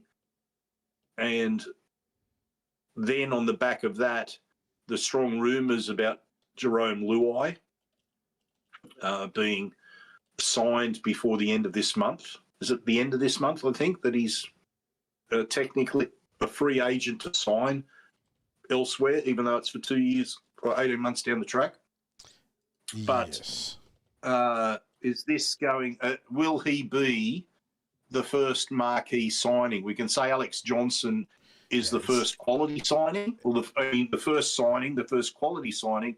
Will Jerome Luai be the first marquee signing? Yeah, I think between the Bears and the Chiefs, this is the first marquee signing. I think that's the cold, honest truth. And I've got thoughts on it too, Craig, because I think this might be a case of a win-win, unfortunately, for the Tigers and the Chiefs. I think that the Tigers, they may be upset about this, or their fans may be upset about this, but this might actually end up being a pretty good thing for them. It clears a lot of cap space for a player that, as good as he is, I don't think he's lived up to the billing of what he's been, earning from the Tigers. And for the Chiefs, he gives them a genuine marquee man. I think the sales pitch was come build your own team. Like, you can help us build this team. I'm not sure if that's the right way to go about it. I'm not sure if Luai's that guy, but it's still a very good player to get for the Chiefs. It's a guy that can win them games.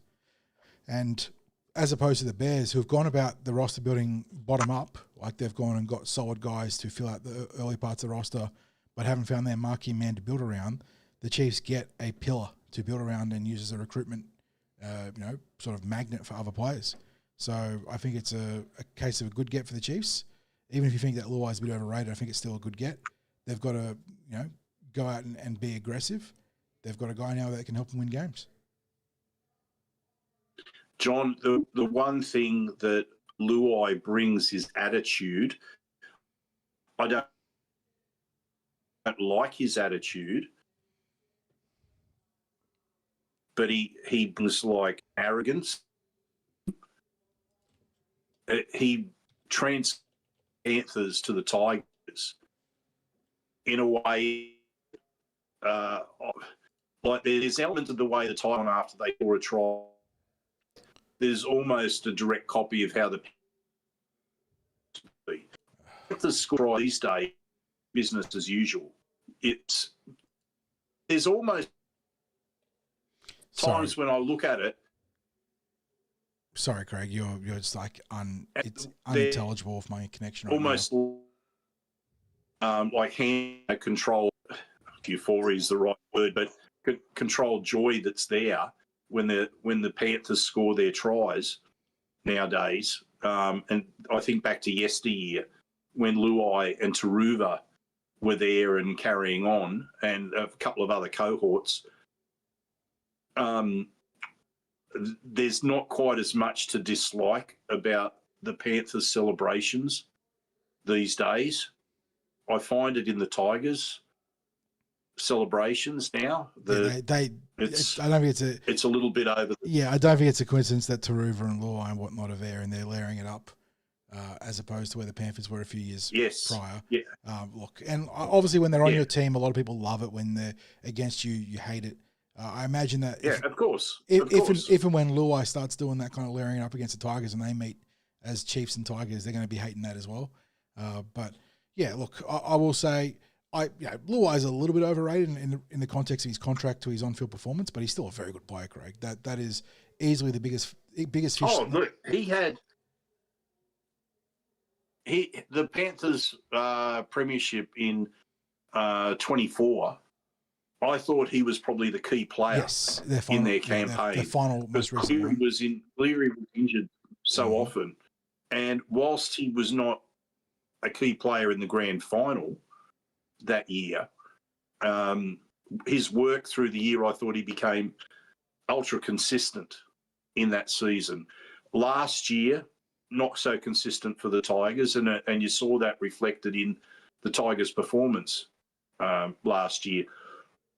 I said he's brought the attitude to them, and that attitude can go a long way towards almost an us against them, and we got each other's back and we enjoy each other's company and all this sort of stuff. It's like, us against the world sort of stuff, and really celebrating the good times, even at the expense of your opponent. And yeah, as you said, their own supporters would no doubt enjoy it because they haven't seen good times for so long. So to see the players scoring some exciting tries and really lapping up the moment, that's going to be great for them. They're going to love it. But what it will bring about when it keeps going on and on and on is that other supporters, especially if it goes over the top like the Panthers ones used to, where they used to really niggle the opposing players, it gets them offside with other supporters. And as I said to you, John, I could have every reason as an Eels supporter to hate the Panthers. I could care less now. And I'm not seeing anything from their try celebrations that is anything other than business as usual. So they don't bother me now like that. They're sitting at the top of the table. When they score, I'm not going, not again sort of thing. There's some damn good rugby league that they're playing, and you can't deny the damn good rugby league that they're playing. Nor do you get annoyed by the way they celebrate a try. There's nothing over the top about it. So, anyway, he's going to be an interesting signing for PNG should it come about. And as you said, probably the right sort of player, I think, to introduce some attitude to their team. Yes. Right from day one. And maybe you might not like it, but it gives them an early identity in terms of their playing roster. Like you said, some chutzpah and bravado on the field. And, again, two different roster building approaches going on now. The Bears going from bottom up and the Chiefs from top down. Which one's going to be more successful? Well, I suppose we can talk about the Bears now, Craig, because it's not going so great for them in the football department. Yeah, and a bit of news coming out. And again, there's aspects of it that are rumours, but it also has a foundation in facts because you had Mal Meninga reportedly being unhappy with some of the things that have gone on, and it's because his head of football, David Sharp, I think it is, from that he headhunted. He wanted. Yeah. Mm-hmm. Yep. And my understanding is that David Sharp did not really have a background in sport or in rugby league in particular, and was appointed as head of football. But he's left when there's 6 months until they start into their pre-season. It's not an ideal time when you've got half a roster assembled and the head of football is a key component of the recruitment team to have to go about finding another head of football. Obviously, Mal Meninga would not be happy with that development. There'd be something that's going on that David Sharp's not happy with that would cause him to stand down from a position when it's getting to the exciting stage. That bringing an initial roster to fruition. If you had a responsibility for that, that'd be an exciting time to go through. You have to wonder why someone in that position would stand down.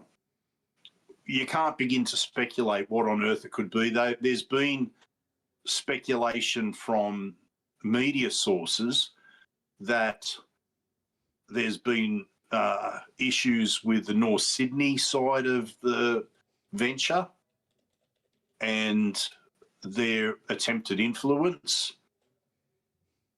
Who knows?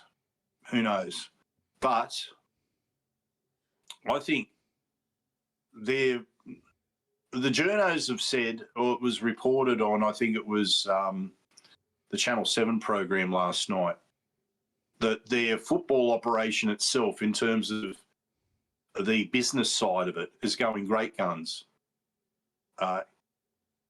Talking about the money that they've drawn to the game, the Perth Bears junior registrations, and the Pirates in the previous iteration that I believe would have been inherited by the Bears, has spent a long time building up the resources. They were a big part of the junior reps for a long time.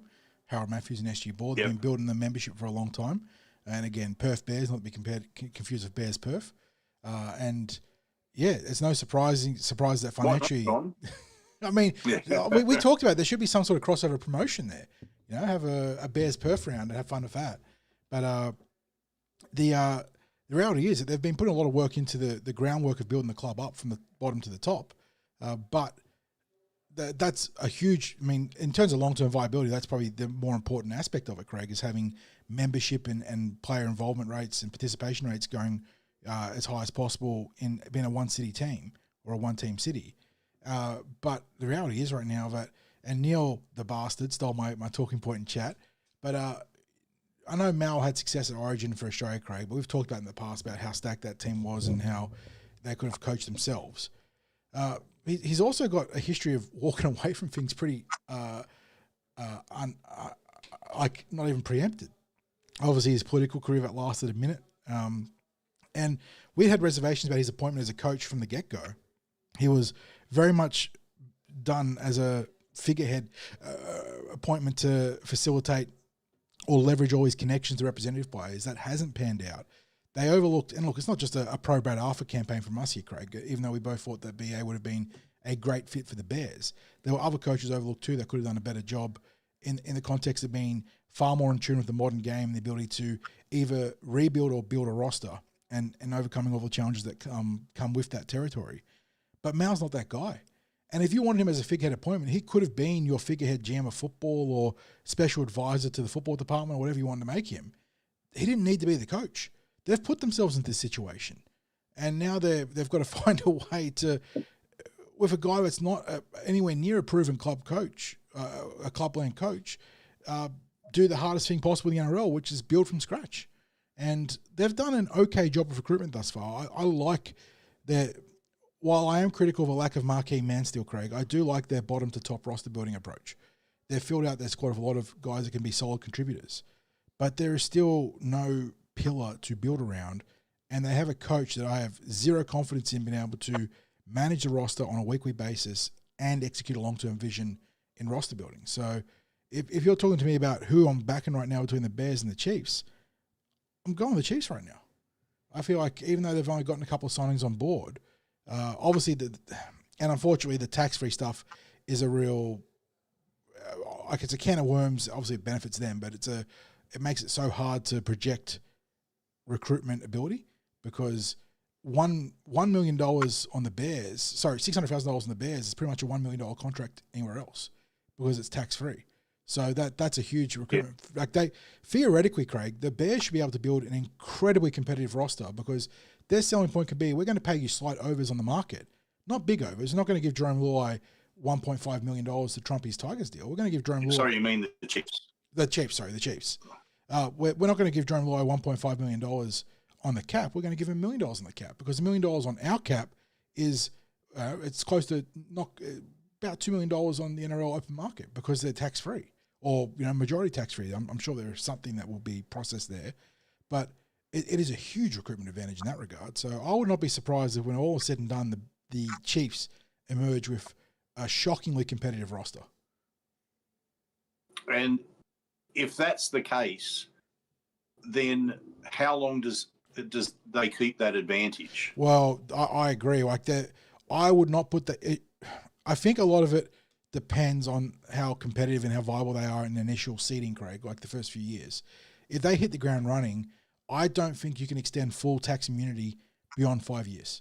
Like you can scale it back so there's still an incentive to go to the PNG, but they cannot be, because when you think about that, that is, if the salary cap stays at, like, let's just say it's $13.5 million, they're essentially operating on, given that every NRL player is going to be copying unless you're a bare minimum, $110,000 or whatever, $125,000 minimum. If you're a median earner, their salary cap is getting stretched by 60% more than pretty much everyone else in the NRL.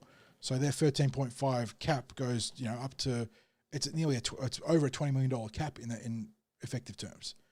Like that's yes, that can't stand. I understand the need for them to be seeded and get a really competitive framework in there, but if they do that and they find success immediately, then you can't pull the rug out from underneath them immediately. But you need to scale that back. It needs to be scaled back within 5 years. And there was something that similarly happened when the NRL came to being, and you had all those Super League contracts and inflated contracts in the ARL, and a salary cap was coming in, and they graduated it so that clubs didn't suddenly have to cut all these players because of those inflated salaries, but had a period of time to bring it down. I can't remember how many years it was, whether it was 3 years or whatever the case may be, but it was a graduated process, and they would need to have a graduated process. If the plan is for this to continue forever, then it becomes an unnatural advantage. And they might say that their goal is to fill their club with homegrown products in the long term. But the reality is that sort of incentive is there to attract marquee talent, and you can make marquee level signings on a scale that no other club can possibly match. And I know that you've got players that, like Nathan Cleary is being rumoured that he'll make a code switch or go to England or what have you. If you were the Chiefs, you'd make plays for players at his level. Absolutely. And just throw. Look, you could afford to have a $1.4 million contract that you throw to him, and he knows he gets the whole lot. Every single cent, barring what he gives to his financial advisor to reinvest. Exactly. It is and again, I understand the need for it in the initial setup phase for PNG, but what I would like to think is that as they develop and consolidate in the NRL, Craig, across the first 3 to 5 years, the other big thing with PNG that we don't talk about but has been mentioned in the past is they've got a lot of big companies willing to invest in the franchise, which means that there is a huge third-party asset pool to draw upon that they can then use to become the foundation, the rock bed or bedrock of their ability to recruit in the future. Look, 100%, and there is a political element to this too, Craig, that the Australian government are coming to play, and they're pumping in $60 million a year for 10 years, and part of that's also the very generous tax break that you get from playing there. Yes, there is a lot of different levers and strings being applied here that we have to consider, but it cannot be a long-term advantage for the Chiefs. They need to be propped up initially, but then learn to stand on their own 2 feet. And there might still be some compromise situation where they gain some access to a pool of resources or whatnot that helps them remain competitive or viable in the long term. But it cannot be 100% tax-free dollars, because it's going to create a massive can of worms down the path when they're looking for their second and third wave of recruits to continue any success they have there. Yeah, and John, we're probably at the point in the program where if there's any questions from chat that they throw it our way, because I think we've just about covered, unless there's any late breaking news. Nothing I really saw. Some more, what's it called? Speculation about Jerome Luai. I think there's Katoni Staggs is looking to push his way into Origin. On form, he absolutely deserves to be in the consideration. The really unfortunate news for the young ball from Canberra, Craig. Noah Martin, who I know has been a breakout fantasy player for people in the TCT Supercoach League, and funnily enough, involving the Tigers. Their fans were levelling accusations of milking and diving from Martin for the Api Coruscant hip drop. One of a couple of players alongside himself and Kenny, a former Panther or present Panther, former Panther there, both of whom are notable hip drop exponents this year. And unfortunately, Martin, he's getting, I don't think they both pertain to the same Api tackle, Craig, but there's been separate syndesmosis injuries sustained on both ankles, and he's scheduled for surgery on both ankles. So, diabolical stuff. And all the accusations of diving and staying down for apparently look kind of silly now. Not dissimilar some Parramatta Eels. We saw accusations of Isaiah Yongi diving, going onto his hip drop tackle. Kitiano Katonga in the past has also been accused of diving, despite being ruled out for half a season. So, yeah, you can understand why the hip drop tackle needs to be rubbed out of the game. And again, I don't think these players are consciously trying to hip drop and hurt, but and the argument always is like, well, how does a small player make the tackle? The reality is that you have to get taken for a ride. You need to find a way to involve yourself in the tackle without anchoring onto the back of a player's legs, because the damage is catastrophic. And I know that people don't like injury being married to the length of duration for suspension, but serial offenders like Coruscant and Kenny, at some point you need to start talking about 12-week plus suspensions if they're going to repeatedly hurt players with this tackle that has been outlawed and is literally a headhunted penalty now. When are we going to start taking these punishments seriously? And again, John, I think it comes back to fatigue. Because that's another part of it too. Yes, absolutely. You're not going to hold on for the ride. You're going to make contact in a low tackle. You're going to hit around the thighs, and you're going to chop the bloke down to the ground. Yep. And that's how the old legs tackle was taught. You wrap the arms around you sort of hit around the hips and thigh with your shoulder. Your head goes behind the bloke's ass as you tackle, and you wrap your arms around the legs and you drop them. And there's no hitting up high and then sliding down and going for a ride and swinging your legs around, because as soon as they start swinging their legs and going for the ride, you're in trouble, because it's a lottery as to where your body's going to come down. You might be lucky and you might come down on the ground beside the player, but if you come down on the legs, you're up for a holiday. You're a chance of injuring the player even worse. And even now, if you glance the leg and mostly land on the ground, the mechanics of what you've done is going to get you in trouble. And you're going to be put on report, or you're going to be sent to the bin, or you're going to be cited. And you have to go through that whole process. No one sets out there. It's not a coach tackle.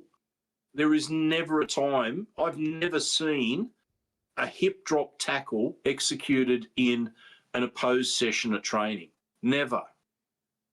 No, I've never seen it. It's purely a contact because of a dominant carry, and like you said, Craig, a fatigue-induced tackle. No one coaches or trains for a hip drop tackle. It's yeah. Oh, you know the other thing we got to talk about, Craig, that came out this weekend was the Brisbane Bulldogs game. 1, 2, and I didn't see the third one, but Ezra Mann was also charged. 3 instances of tripping. What are we doing? Harry Hayes got the serious charge of a 1 to 2 week suspension pending his early plea or contention of the charges. But Stephen Crichton, old Teflon Crichton, getting a fine, and Ezra Mann also getting a fine for tripping. And look, I don't like Bulldog Richie, Craig. I think he says a lot of stupid things in NRL 360, but one of his big bugbears in the last few weeks has been Crichton's antics in and around or off the ball. And old Teflon Steve there, he's an awesome player, Craig. I don't know why there's this garbage in his game, because he is one of the bigger grubs in the game. That he's gotten away with eye raking before, and everyone tried to make excuses for it.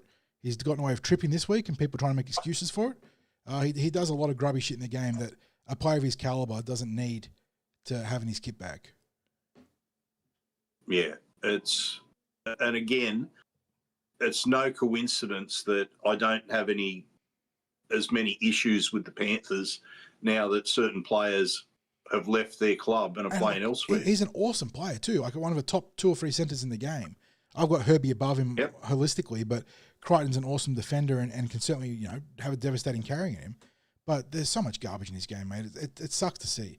I don't mind some players layering it up, and there's a lot of dummy halves that like to stir shit. And once upon a time, a bit of on-field justice sort of kept that in check. Like they could still layer it up, but at the scrums you get squared up pretty quickly if you were getting out of line. We don't have that anymore. So these guys are getting away with all sorts of bullshit, including like Crichton literally eye raked someone the other year and copped almost nothing in terms of repercussions for it. So I don't like it. I don't like the tripping. I saw Josh in chat, it should be automatic 1 week ban. Agreed. It used to be a send-off, but it should be instant sin bin. Like no any trip attempt is an instant sin bin. If it's a serious trip, it's a send-off. Guaranteed 1 week ban. Escalates really quickly if you're a multi-time offender. Like we go 1 week to 4 weeks. I'm talking about that sort of escalation because it's a stupid thing to do. Plenty of danger in the action too, because you're talking about guys that weigh 120, 130 kilos, getting their legs all sorts of tangled up in dangerous ways. Really, really bad stuff. And look, I was initially going to put a lot of shit in the Dogs about it because they've been very grubby in the last few weeks as they go on their downward spiral. But Ezra Mam also guilty of it too, which doesn't surprise me because Mam, like Crichton's another player, he's got plenty of talent, but plenty of dickhead in him too. And stuff that just does not need to be on the field, he likes to do. He likes to layer it up. And not surprised that he's also a tripper. Yeah, yep. So, John, if there's no other questions or comments from chat, there's probably we'll wrap it suitable up there, time guys. to wrap. And just to confirm, mark. Bowie has had surgery, guys. I know people in chat were talking about it. He's got a mean old zipper on the leg right now. I don't know if you saw the pictures, Craig, but the stitches going up his calf down his calf to his foot. It's a pretty impressive jacket zipper there, and hopefully he can make a healthy recovery. He is still to be confirmed on the injury report, so I don't know what that means. They might have to wait to see what the swelling and the recovery from the surgery is like before I can actually designate any sort of timetable on his return, presumably for next year, I'd say. It just feels like it'd be a miracle to get back this year. But you can't imagine it being anything other than that, and then that takes the season-ending injuries to 3. And I hate to say it, but what we saw on the field with Will Latu didn't look great, too good. No. I hope it's not because what we saw was an on-field ACL test. The only thing that maybe gives me hope with that is that he couldn't walk normally as he was coming off the field, and he looked in a lot of pain. And we often see with ACLs, they just walk off. Yeah, it's hard to tell because that could also invoke. There could be patella tendon. There's could also be a lot of other, the lateral collateral, the kneecap. There's a whole ton of other things. The knee there is a lot that can go wrong in the knee, Craig. There are so many different ways it's connected. Yeah. So I'm thinking it might.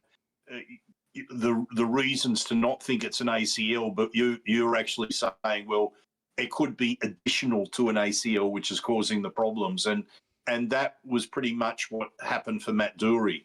So whereas we saw Jermaine Hopgood able to be there at training and walk around normal in the days afterwards, where he's waiting for the swelling to go down and have the operation. And he didn't appear to be in any discomfort as he was moving around at Kellyville.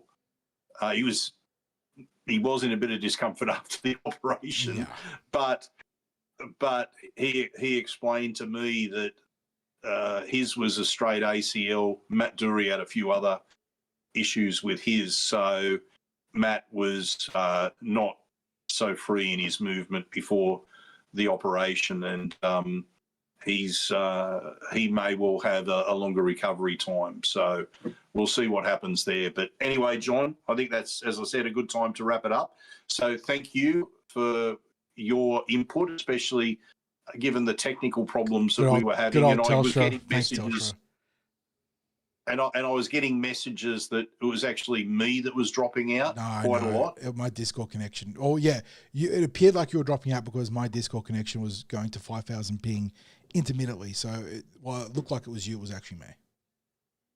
Yeah, and I appreciate everyone that's been patient with us watching this live. It's unfortunate when we have these sort of technical issues, but that's a problem with going live. We could have, if we were having issues pre-recording, we could have just given it a rest for a little bit and then tried to come back and record a bit later. But we know you like live. We like going live. It's always interesting that what can come out, but that's anyway, that's part of the joys of podcasting. John, our thank you to everyone that is watching or listening to this, be it live or on delay. Our thank you to our sponsors, Star Partners Real Estate, Auburn, Narellan and Parramatta, Greg and all the crew, great para people, great supporters of what we do for so long.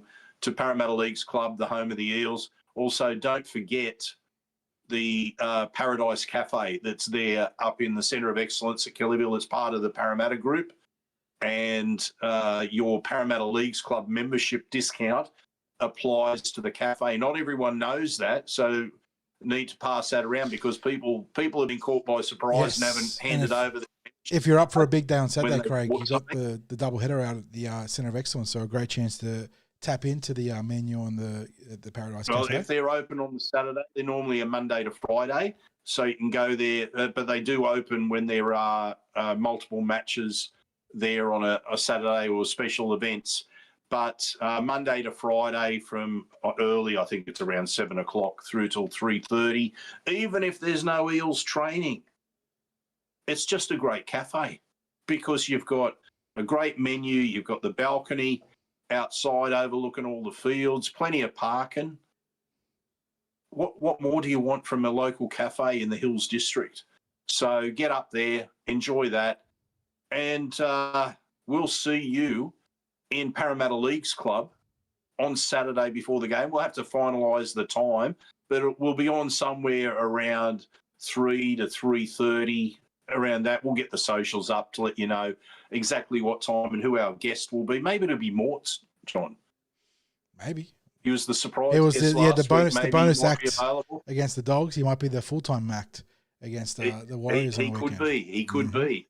And don't forget Mortimer's Wines. There you go, Mortimer's Wines. You might want to hop on as a sponsor of the podcast. How's that? Out Orange Way. Yep. So, yeah, absolutely. So, anyway, John, again, thank you to everyone. And as I always say, para proud, go you mighty Eels.